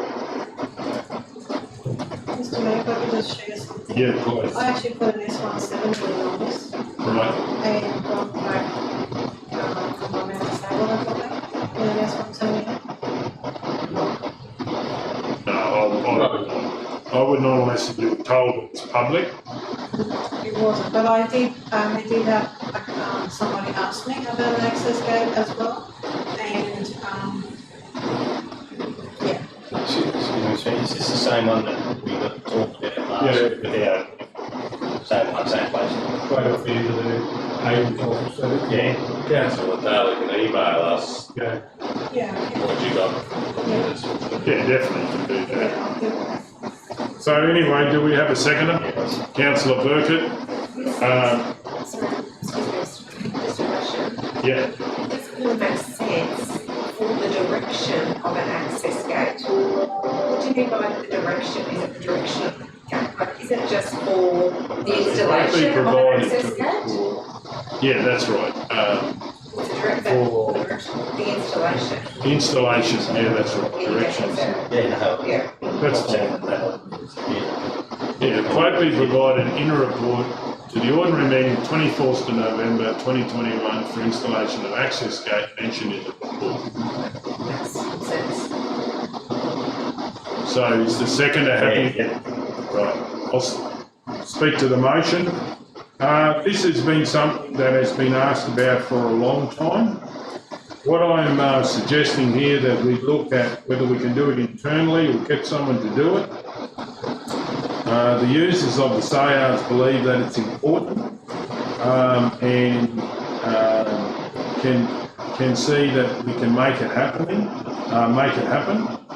And I believe that we just need to make a decision, and I believe it could be something that we can do out of our maintenance budget, because it's just going to improve the use of the Saleyards to the people that would really appreciate direct access. And this has been an issue since the new facility has commenced operation, and I think it's well overdue. Does anyone wish to speak against the motion? Just wondering, sir, if you might want to go to read it from you, don't have an iPad to read the email, I actually have to print it out. We'll just adjourn the meeting for a couple of minutes, I think.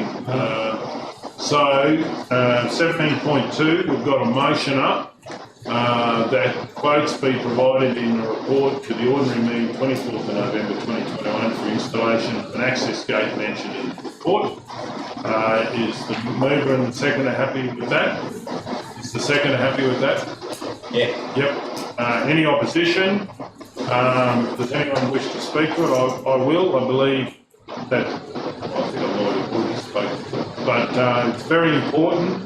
I believe that just the usability it's a great thing, but we need to actually get it done. Okay, does anyone else wish to speak? Oh, just one thing, I think it will create a bit more efficiency too, cutting up a lot of time for vendors and agents and staff, if that's accessible and points there. Okay, does anyone else wish to speak? And I do believe people are probably cutting shortcuts and doing things that could be less safe, because there is not a direct route back into the yards. Okay, and on that note, we'll go to the vote. All those in favour? 9-0.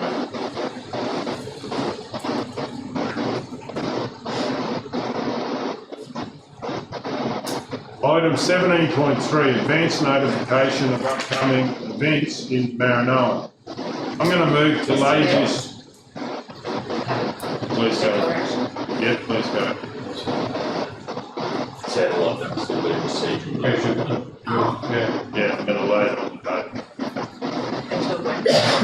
till the future meeting. So did you want to do your declaration or do you don't need to? But, Why would they want to? I think there'll be, well, I move that we lay it on the table till a future meeting, I'll just say future meeting, for more information about this report. So there could be things that come forward in time that might change this. Okay, or at hands, then you've got to all consider everything. Okay, all those in favour? All those against? 8-1-4.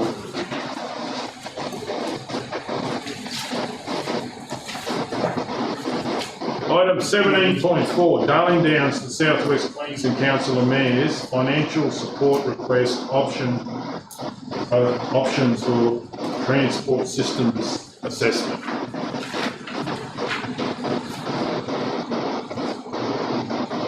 Do we have any questions? With the GL number? So basically I'm bringing this forward because it came out of a meeting that we are, they're looking at doing this, and any financial decisions comes back to council on how does council want to support it, and where's the money coming from. So what exactly coming out? Oh, sorry. So that's what Laura's asking, it's because the report says funds to be confirmed, but I see it's actually, there's a suggestion on the screen now. Oh, there is one up there, yeah. Can I actually ask what a transport systems assessment is? Yeah, well, Darling Downs, South West Queensland Mayors are doing, like what we've done with CSIRO staff,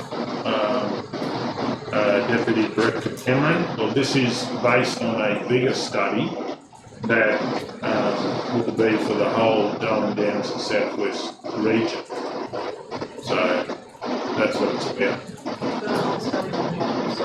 Study on transport, movements, and everything to do with transport. If you would like more information, As in roads? yeah, Just roads? yeah. It's not air freight. So, but if you'd like more information, can we circulate that report? Oh, so councillors have got it, so you should have got a report about it. Would you like more time to have a look at it? Okay, does anyone want to move on the motion? Council Overall. I'll move the council approve a financial contribution of up to $5,000 towards the assessment to funds being drawn from GL 2021-2007.2001 following a transfer of funds from the council community engagement budget GL 2021-22362001. We have a seconder. Councillor McMullen. Any opposition? Does anyone wish to speak to it? We'll go to the vote. All those in favour? 9-0. Item 17.5, Surat and District Development Association, SDDA, request for administrative assistance. I'd like to move that a report be prepared for an upcoming council meeting. We have a seconder, Councillor Hancock. Does anyone wish to speak to the motion? I'll speak to the motion. Please go ahead. Just in the report that comes back, I know for a long time, and not to conflict anyone, but we have supported other groups to do executive type roles. Can we include that into the report so we get a full, I have a bit of an idea, and the people at the top table with others may not about their range. Yeah, sorry, Mr. I've had a similar request in the last couple of days too, but I wasn't sure how to go about it. That's looking for that report. Just in line with what Councillor Manny said, I think I'm on the same page. make it broad so any, not everyone, but non-for-profit groups who are financial, or not financial, but volunteer short or whatever. I'm happy. Yeah, that sounds good. You probably expand it more on what I know, unless something's changed, we have financially supported another group in the region to help with some administrative tasks. I'm not sure everyone is aware of that, and there'll be a conflict in the room if I say what it is. So I just want, if that can come back in the report to paint the bigger picture. Yeah. So I think there's Councillor Hinkle. My expectation of the report would be it would be a broader report about how we can do this, because I need to understand how we can do it, and then can we actually afford to do it, because I think that once you do it for one, then that opens it up throughout the community, and where do we stop and how do we do this. I would think that this report should cover off not just about the situation, but actually about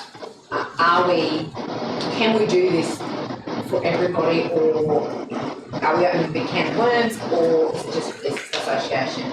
So I would expect the report to have that information in it.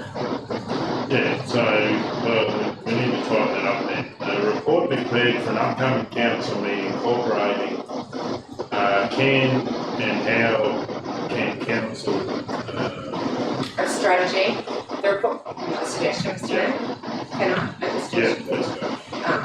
The report be prepared for an upcoming council meeting incorporating a strategy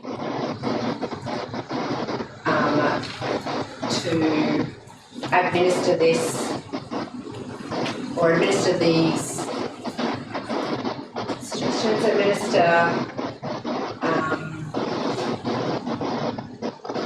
strategy to administer this request. Yeah, and I guess then we can base that on. I would also like to know what we've done in the past. Report be prepared for an upcoming council meeting incorporating strategy. Report be prepared for an upcoming council meeting incorporating how council administers that now.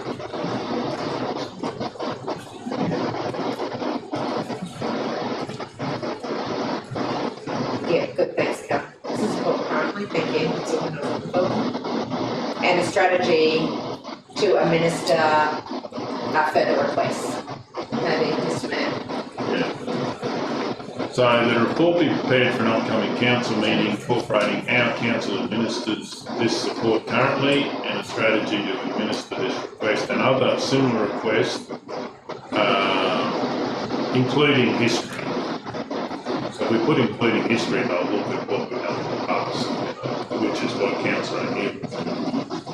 That is, that a report be prepared for upcoming council. One, how council administers this support currently. Two, strategy to administer the requests and other similar requests. Yeah, Full stop. because number one actually is asking about how it's doing currently. That's the history, is how it's currently.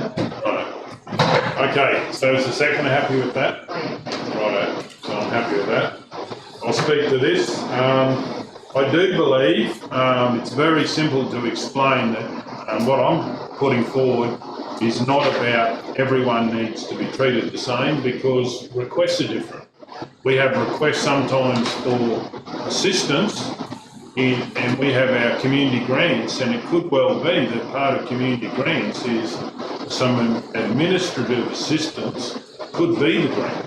So they may not need an extra piece of gear or facility or a dinner or something. They may actually need to take the burnout away from the executive from the point of view. Of course, you still need to have an executive, but if someone could provide administrative assistance to take the legwork and the jobs out of it, that could be the thing that keeps a community group going, rather than no one wants to be on the committee.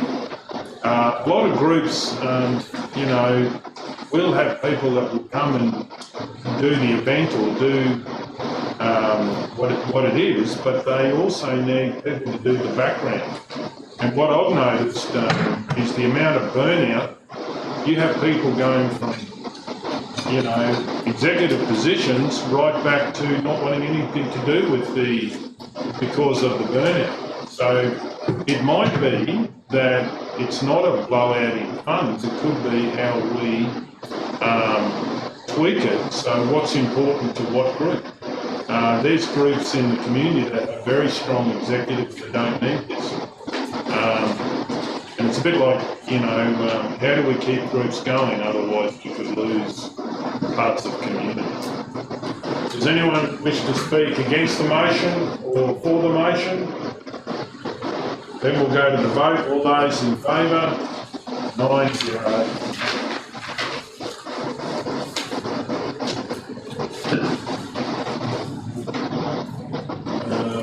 Okay, item 17.6. I think we dealt with this last week. I'll move that this item be withdrawn from the agenda. I'll second. We have a seconder. Councillor O'Neill, any opposition? Does anyone wish to speak? We'll go to the vote. All those in favour? 9-0. Item 17.7, improvements to the Interpretive Centre, Roma, Saleyards. I'd just like to clarify one thing in the report. When I say I'd like to, I'm obviously putting it forward, but I'd just like to clarify that has actually come from one of the members of the tour guides that have actually brought forward what they would like to say, and I'm happy just to explain it. So in the Interpretive Centre, there is a small television where they actually get a group of whatever is allowed to be in there, and they look at this tiny television about this size. So it's nearly at the end of where you walk through and you go out. So the request has been a bigger television goes above there, and there's heaps of room. Bigger television so everyone gets to see it, because you physically can't see it because you've got a group of people being taken in. And also, Jeff asked about that there be more auction type, more auctioneering that's happening on that television. So it's either a feed off the other TV, or it might be some extra vision of the auctioneers, so they can see that, because obviously we're not encouraging them to go right down on the floor and watch the auction. So, Councillor Guthrie.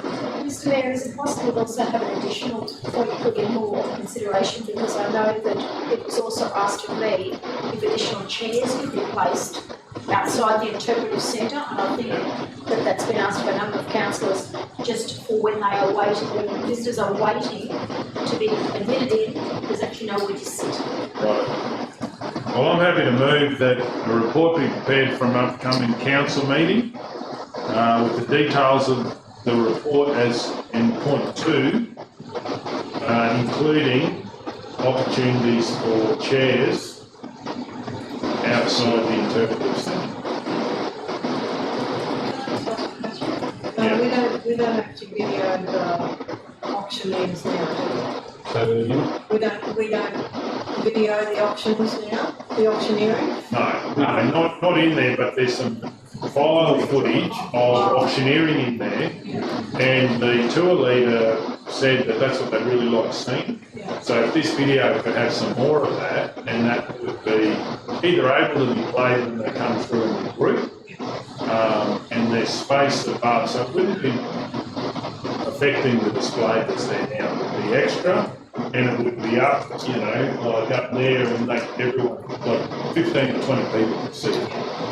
Do you mean including options for chairs, not opportunities? Yeah, options for chairs outside the Interpretive Centre. It also really doesn't make sense. The report we prepared for an upcoming council meeting as outlined in the report. Yeah, it was 1 and 2 would go. And could we have point 2 including options, because it's not mentioned in the report?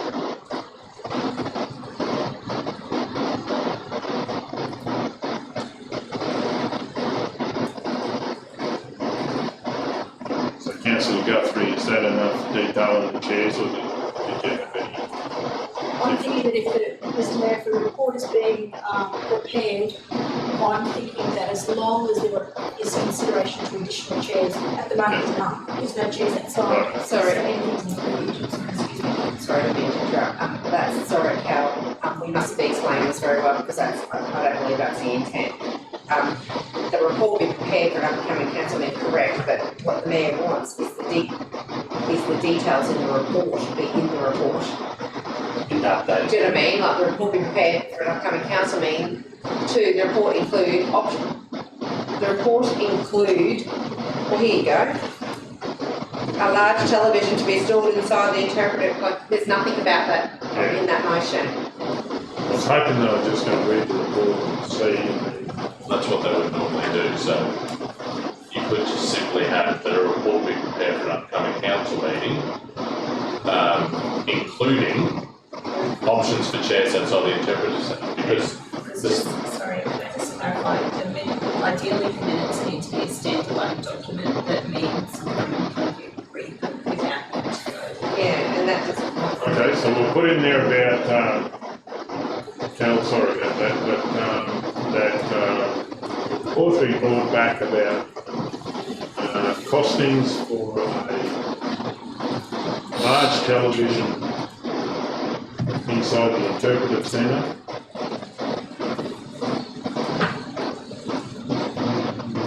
Yeah. I think that should say to be incorporated with the existing motor. Yeah, don't be moved to the. No, what I'm saying, they want another TV and a whole new system wants to be linked into the current system. Yeah.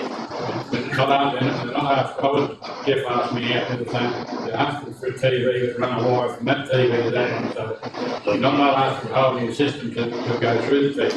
Just an extra TV linked to the one that's there.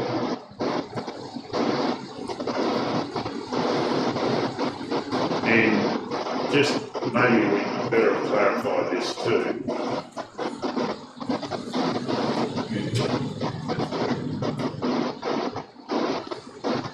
With the request for more auctioneering footage was the other thing requested.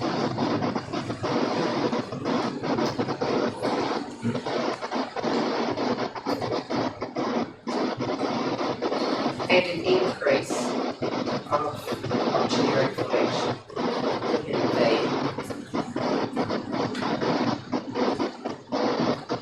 Sorry, set up again on what the with an increase of auctioneering footage within the fee. Through you, probably Director Chair and I'll be able to answer. I think from memory, all those audio things can be changed, not simply, but by the memory sticks or whatever they use to change trying to change the whole profile on that, is that correct? Or you'd have to refilm everything, you have the voiceover, Yeah.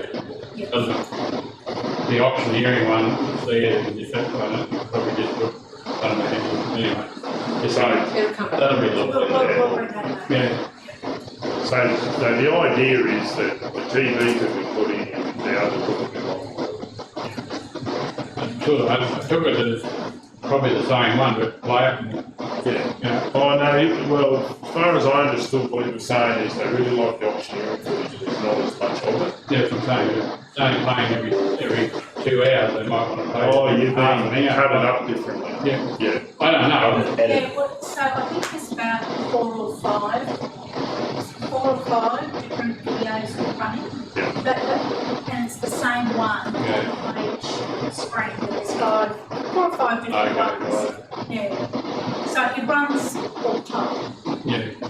Okay, so I'd like to move that a report be prepared for an upcoming council meeting, including costings for a large television to be installed inside the interpretive centre linked to the existing TV cabling. And that would be on the western wall above the very small television. Increased auctioneering footage, options for chairs outside the interpretive centre. Mr. there to be placed? Options for chairs to be placed outside the areas. Placed. Councillor Burkett. I was in the second, if you want a second. Right, so we've got a second of Councillor Burkett. Probably put D, any queries to the tour guide, volunteer tour guides. And I think you would have contacts that I can give you. You need to talk to them. Yeah. Engage with key stakeholders, including the volunteer tour guides in developing the report. Yeah, happy.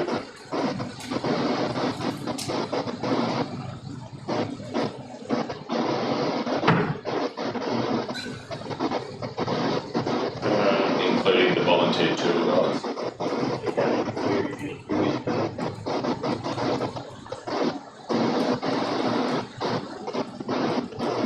Okay, second, happy with that? Yeah.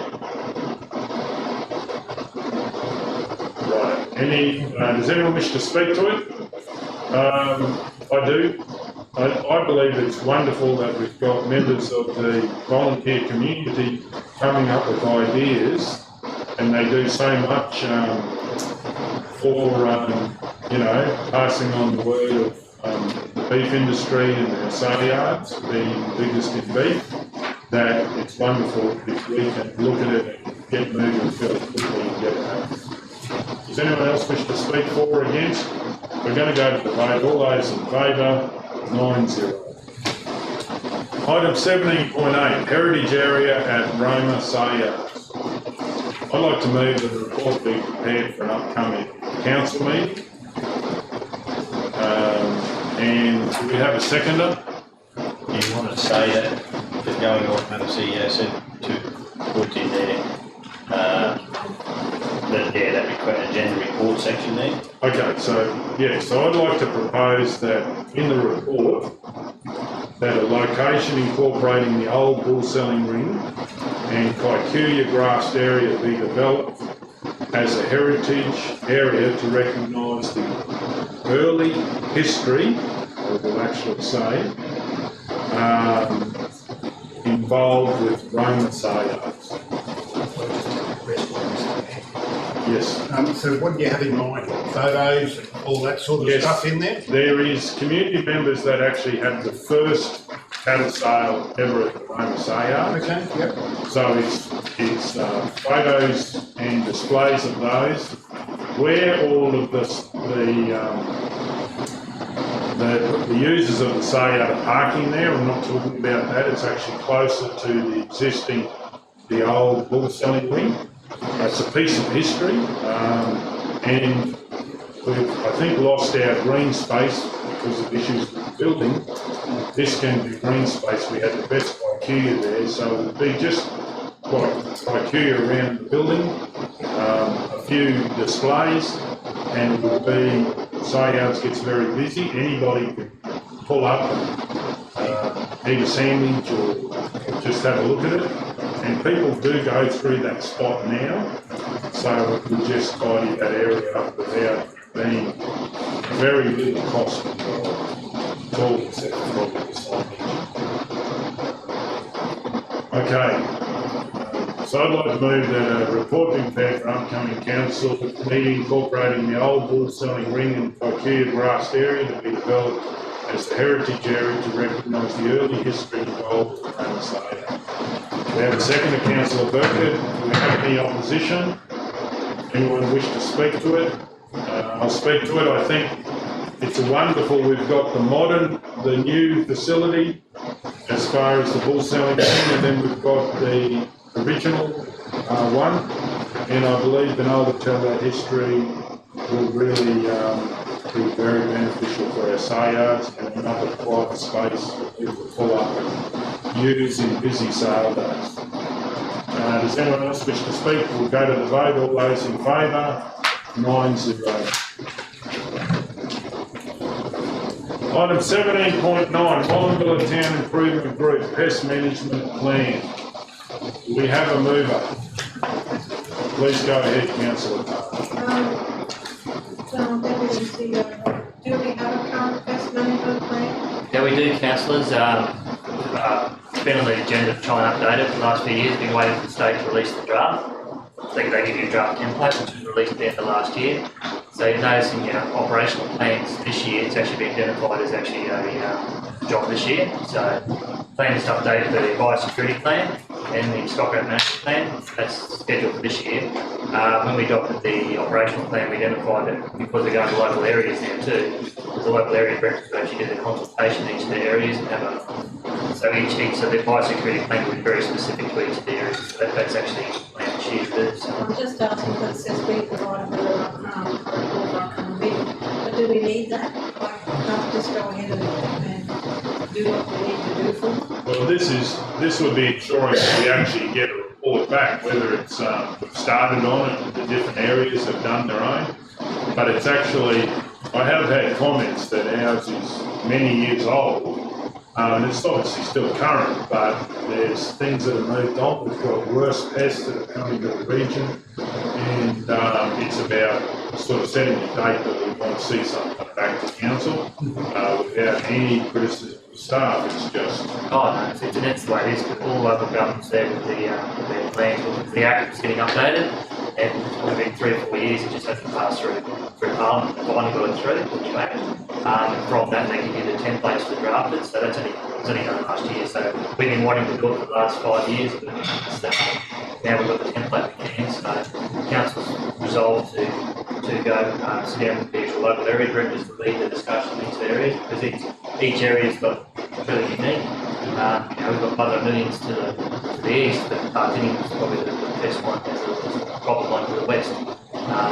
We've very seen cactus in some places. So it's very important we do it by local area. Each area. Councillor Guthrie. Mr Mayor, can I also suggest, I think it's worth noting that a couple of weeks ago, Mitchell Landcare held a very successful day at Herald, which is a Love Grass Day.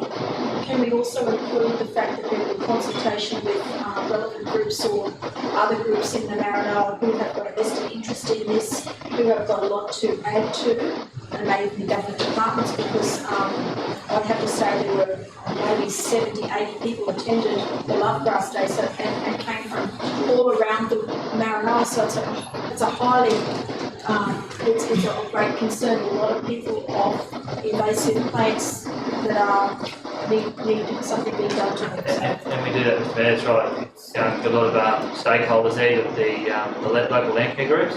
We do also got the NRM groups as well.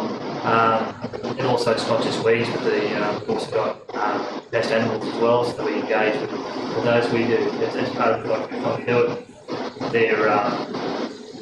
We actually do advise all those and obviously the department is also involved in consultation as well. So, Consumer Spencer, Deputy CEO Rob, that's plenty for you. You don't have to be specific or broad that to report.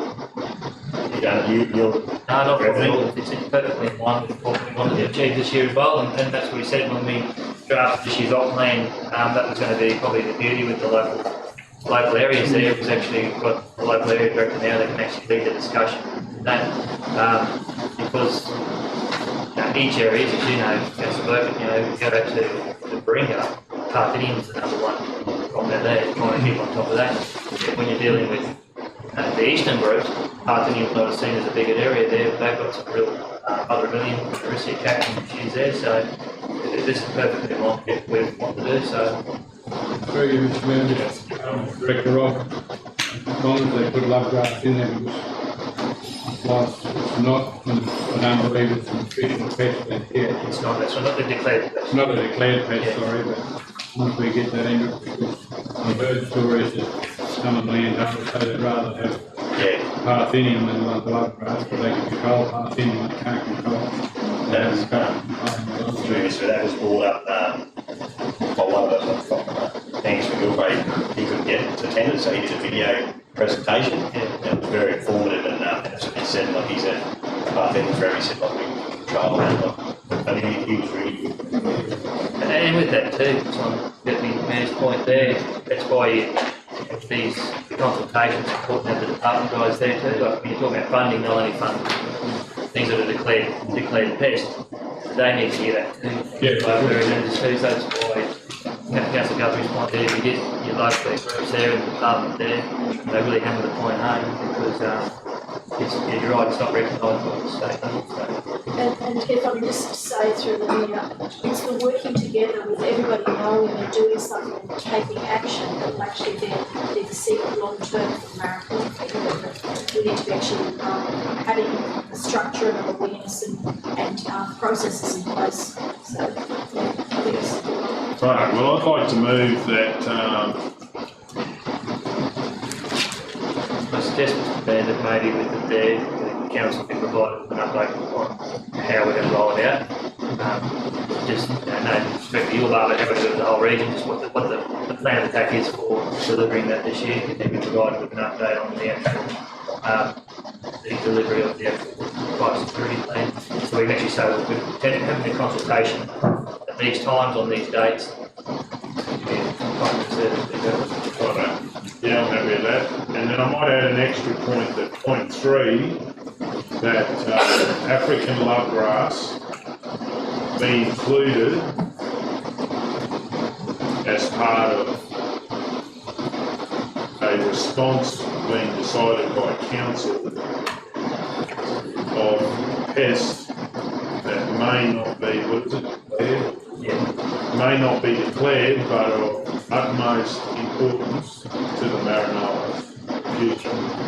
Mr. Mayor, can I suggest we don't call it African lovegrass, it's only one type, just call it lovegrass grasses, because there's a whole variety of them, of which African lovegrass is one of them. I just know it's in their letter, that's all. Yeah, but at least that capture it a lot better if you, I don't mind just making it blunt. or in love grasses. And other lovegrass species or something It's like just that. that it's the only one they put in the letter. That's what they're And it having. might be because it's not a declared pest, so they're worried about it. Or the radar. And as you said, Mr. Mayor, and by doing it by region, you might find the Baringa and Benjamin, it's a major issue. When we come down to Surat, it might be something else. So we go African lovegrass and other lovegrass species and other pests, because that's in point 3. Because we go to another area, we're not worried about it, we're worried about this one. So there's the other one which is, that they talk about a lot, which is getting much worse on the sides of roads. Okay, so do we have a second for this motion? Councillor Guthrie, any opposition? Does anyone wish to speak to it?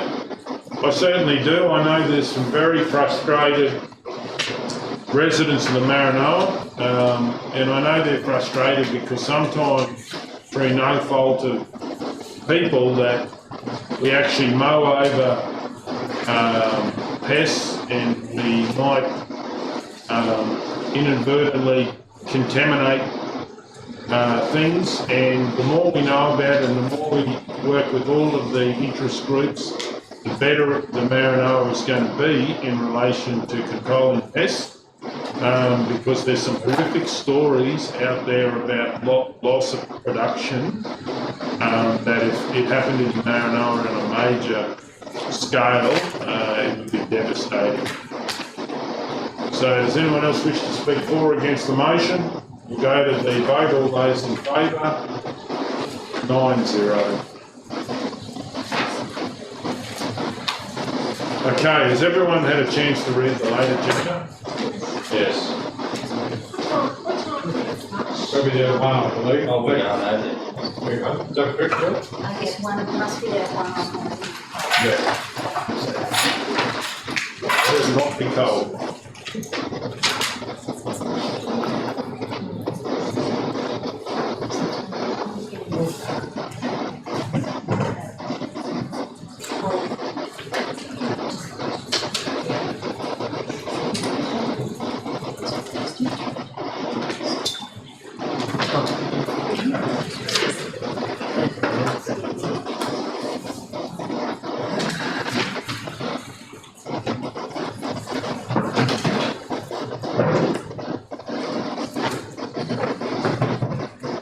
Okay, L1, Bassett Park Ovals. I would like to move that council consider at a future ordinary meeting costings and a business case. Oh, no, I'm going to change that. So I'm going to consider at a future ordinary meeting of council to consider purchasing 1 or 2 extra irrigators. Do we have a conflict in the room? Okay, yeah, good point. Councillor Campbell, sorry, I didn't see you. Item number L1, declaring council myself collateral. The person conflict with myself and my wife Alana. Particulars of the interest: I am a committee member of the Roma Turf Club, and my wife is president of the Roma Show Society. It's a declarable conflict of interest, and the action I will take, I'll leave the room while the matter is being discussed and voted on. Okay, thank you, Councillor Ladbroke. Any other conflicts?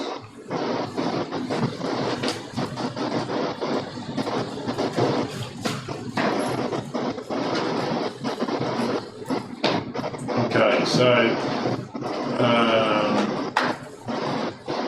might start again then. That council consider at a future ordinary meeting of council prices for installing 1 or purchasing 1 or 2 extra irrigators for Bassett's Park to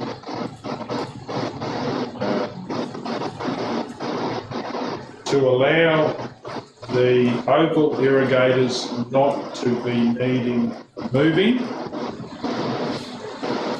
around Bassett's Park. And then, so that's one option. 1 point. 2, include in its 2021-22 operational plan a Bassett Park plain oval rejuvenation and maintenance sub-plan, with the sub-plan to include as workflows the recommendation included in reports provided by horticultural consultants dated 21st of May 2021 and 17th of September 2022 and 2021, sorry, and as included in this report. And then point 3, just to clarify that part of the sub-plan, it allows minimum weekly watering for the oval, 50 weeks or 48, depending on what it is, each week of the year, and including mowing on the same basis. So it's locked in, so if we do nothing else, we do that. If that's some flexibility in those weeks, they're like this week, that's 3 4 Exactly, good point. Weather permitting or something? Yeah, weather permitting, definitely. Yeah, that's it. But what I'm saying is, people, we get under the pump sometimes and say, well, we're not doing it this week because we've got 4 events on, it must happen. And hopefully that will actually escalate that people need more help to do that. Councillor McDonald. Thank you, Mr. Mayor. Just Rob, how many travel irrigators are out at the moment? 3. We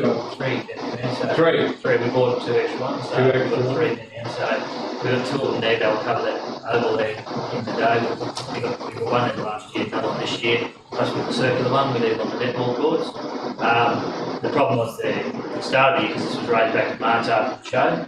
So we bought a second travelling irrigator there because it was taking us 2 or 3 days to do the oval. So we've got 2 of those travelling irrigators there. So within 3 hours, you've got half the oval done. Bang to the other side. So you can nearly do the whole thing in a day now. So it wasn't the right growing time, but between the end of the show and the footy finals there, they were watering every single day, 5 days. Not weekends, obviously, but 5 days a week there. But actually, it's only out there again last week there, it's probably the best we've seen from the grandstand around there now. It's that fertiliser they put out, so we've got 3 council. Further to the question, watering of the oval there, before we went out there for that meeting, travel to the way they do it when changed. Travel irrigator was only set up to go up the middle of the field at that point in time. Yeah, it might be that week. Normally there, when I go up there, so they just move the heat and the wire. Yeah. So I'll have one run down sideline, next one's on the middle of the field, and I'll move it over. It just follows the wire there, so they move it across the yeah, so they do move it around, but I think what the mayor's suggesting is just probably have it documented down exactly when and where. Just to clarify for councillors on page 10, and if you have a look at point 2, currently Bassett Park has only one operating travelling sprinkler. Now I realise that we might have bought one since then. There are 3 in need of repair or scrapping. I have a quote for pumps and solar for another trail code 100. So what I'm... When we got that, we ordered that straight away, so from pumps and solar. So now we have 2 new ones. Correct. So what I'm saying is, if we look at buying an extra 1 or 2, and it was one of the users of Bassett Park said to me, it was only a couple of weeks ago, that they were actually taking them and watering another area because of the vent coming. So for the efficiency, not to have to drag them, apparently it's fairly unpleasant to do that, to look at actually having enough of the oval would be, it's a bit like having the pop-ups, just actually for that. So why I'm saying is there was, just because we have it doesn't mean, but we have 2 new ones. And that's close to the select. It was. And, the feedback from one of the users out there that they were both being used in another area, which means extra work for our staff to drag them back and put them in. And that's why I'm looking at just time efficiency and also making sure that we're not being onerous on staff. But, so do we have a seconder for that motion? Yeah, please go ahead. Just through you, Mr. Mayor, to Manager Tanya, in the report I noticed that the recommendation was an upgrade to the southern water supply line. So I just want to know whether we still need to do that with the mayor's resolution as well. So through you, Mr. Mayor, in preparing this report, I just went through the 2 reports from horticulturalists and just followed in one list everything that was recommended. And both of the horticulturalists had recommended similar the same treatment of the oval. The reason for I had put in there in regard to council maybe considering a new irrigation system and the upgrade of that line that was in a report that came back. And with the irrigation system, one of the issues with irrigating at Bassett Park is the racehorses and racehorse trainers. Like, because of the racehorses and the nature of the racehorse, even the noise of travelling irrigating can trigger them. So the sprinklers can't be on anywhere near the racetrack when the racehorses are training. So your ideal watering times, which are like in the mornings when you want to get water out, so it's got a chance to soak in, it can't be early in the mornings because of the racehorses. And that's where it was found that some of the issue we had with funguses getting into the lawn area was that we were there watering later in the day, which wasn't allowing it to dry out enough, which was then causing some of the problems and grubs. So I think with the irrigation, there'd be more flexibility in terms of being able to water possibly the racehorses in this country.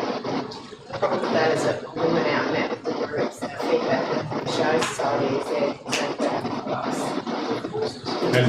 And The show jumping off the football to the business, other fields that have got the irrigation, but the football, but the show was the horses, which I think. Councillor O'Neill.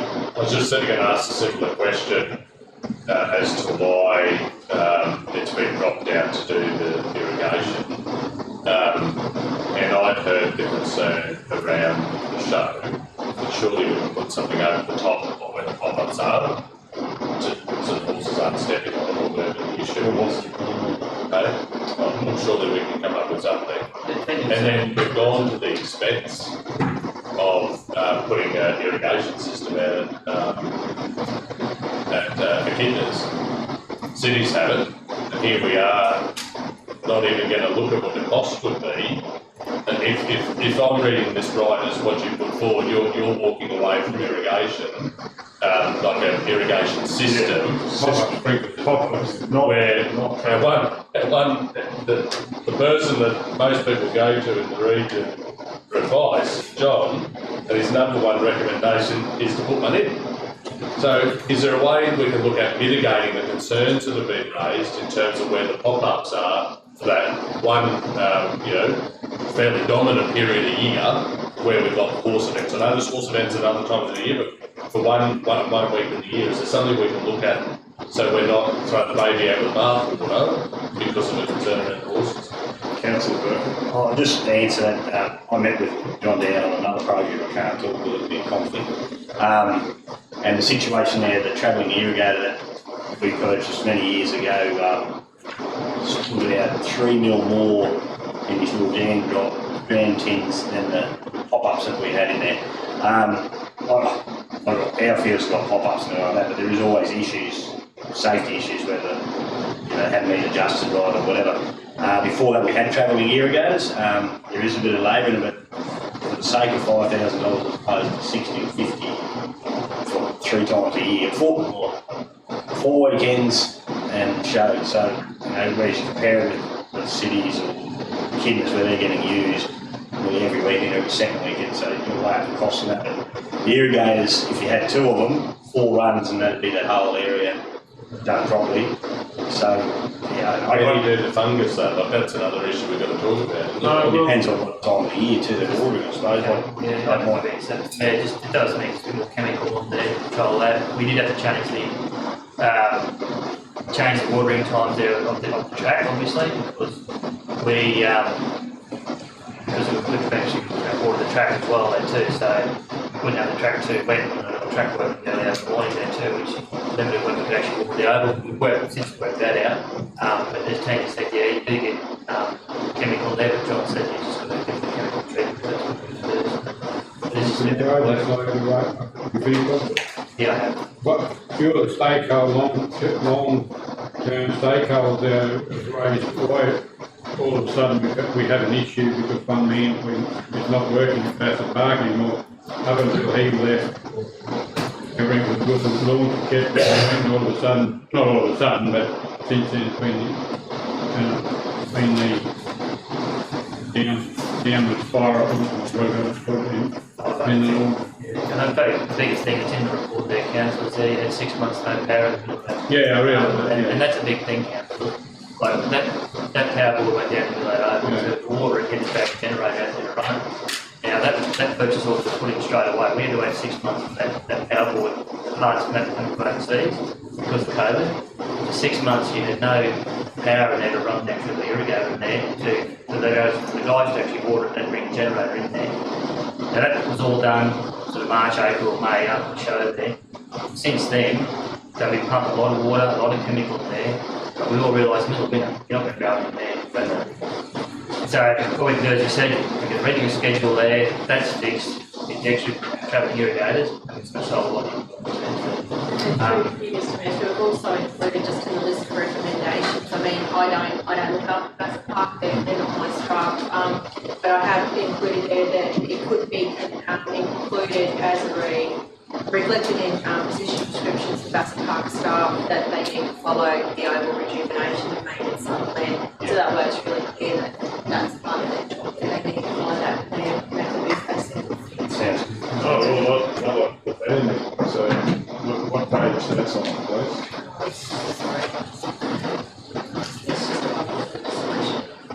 While the mayor's on that, is that what it will cost, John? Is that an estimate? Yeah, is that just an estimate of 60,000? No, anywhere, because it's a bigger area, it's a little different, but I know the kids have lost hand, but probably close to 20.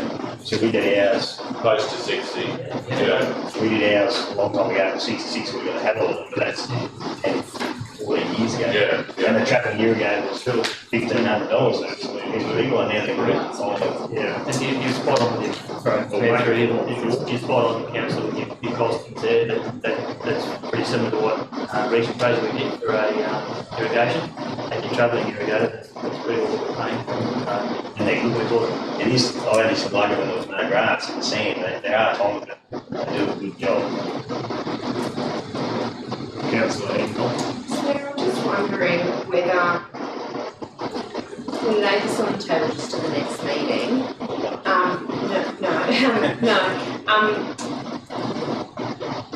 When you're going to meet, hopefully we're going to meet with the user groups out there. I wonder if it's a conversation that we have with all of them about, obviously, because travelling irrigators are going to have issues with maybe the courses and the timing, then, the pop-ups have the issue with the shows. I just wonder if it is an opportunity just to have a yarn to the user group, get their feedback on this as well. Yeah, I respect that, but I think it's so urgent, and when we had that meeting, and I really believe, and we can get into the debate, but I think it needs to be dealt with, and it's, we've got some very big events going next year, just to do with the horses, because you've got horses and jumpers jumping on there. I don't think the pop-ups will ever be the great thing. Even us as sports people can fall over, but we've only just got our own weight on event course. So I do think this is the only way forward, but anyway, we'll get into that. Excuse me, spend just mindful of the time. I'm just going to say, lay it on the table. Yep. After lunch. Just adjourn the meeting. We're going to meeting, sorry. Well, we've got 2 minutes to go. No, we haven't, we've got to be there. Probably there, but I might, well, It's not far down the road, but we can. We can walk slow. adjourn. Okay, I'll adjourn the meeting at 12:58 PM. Thank you.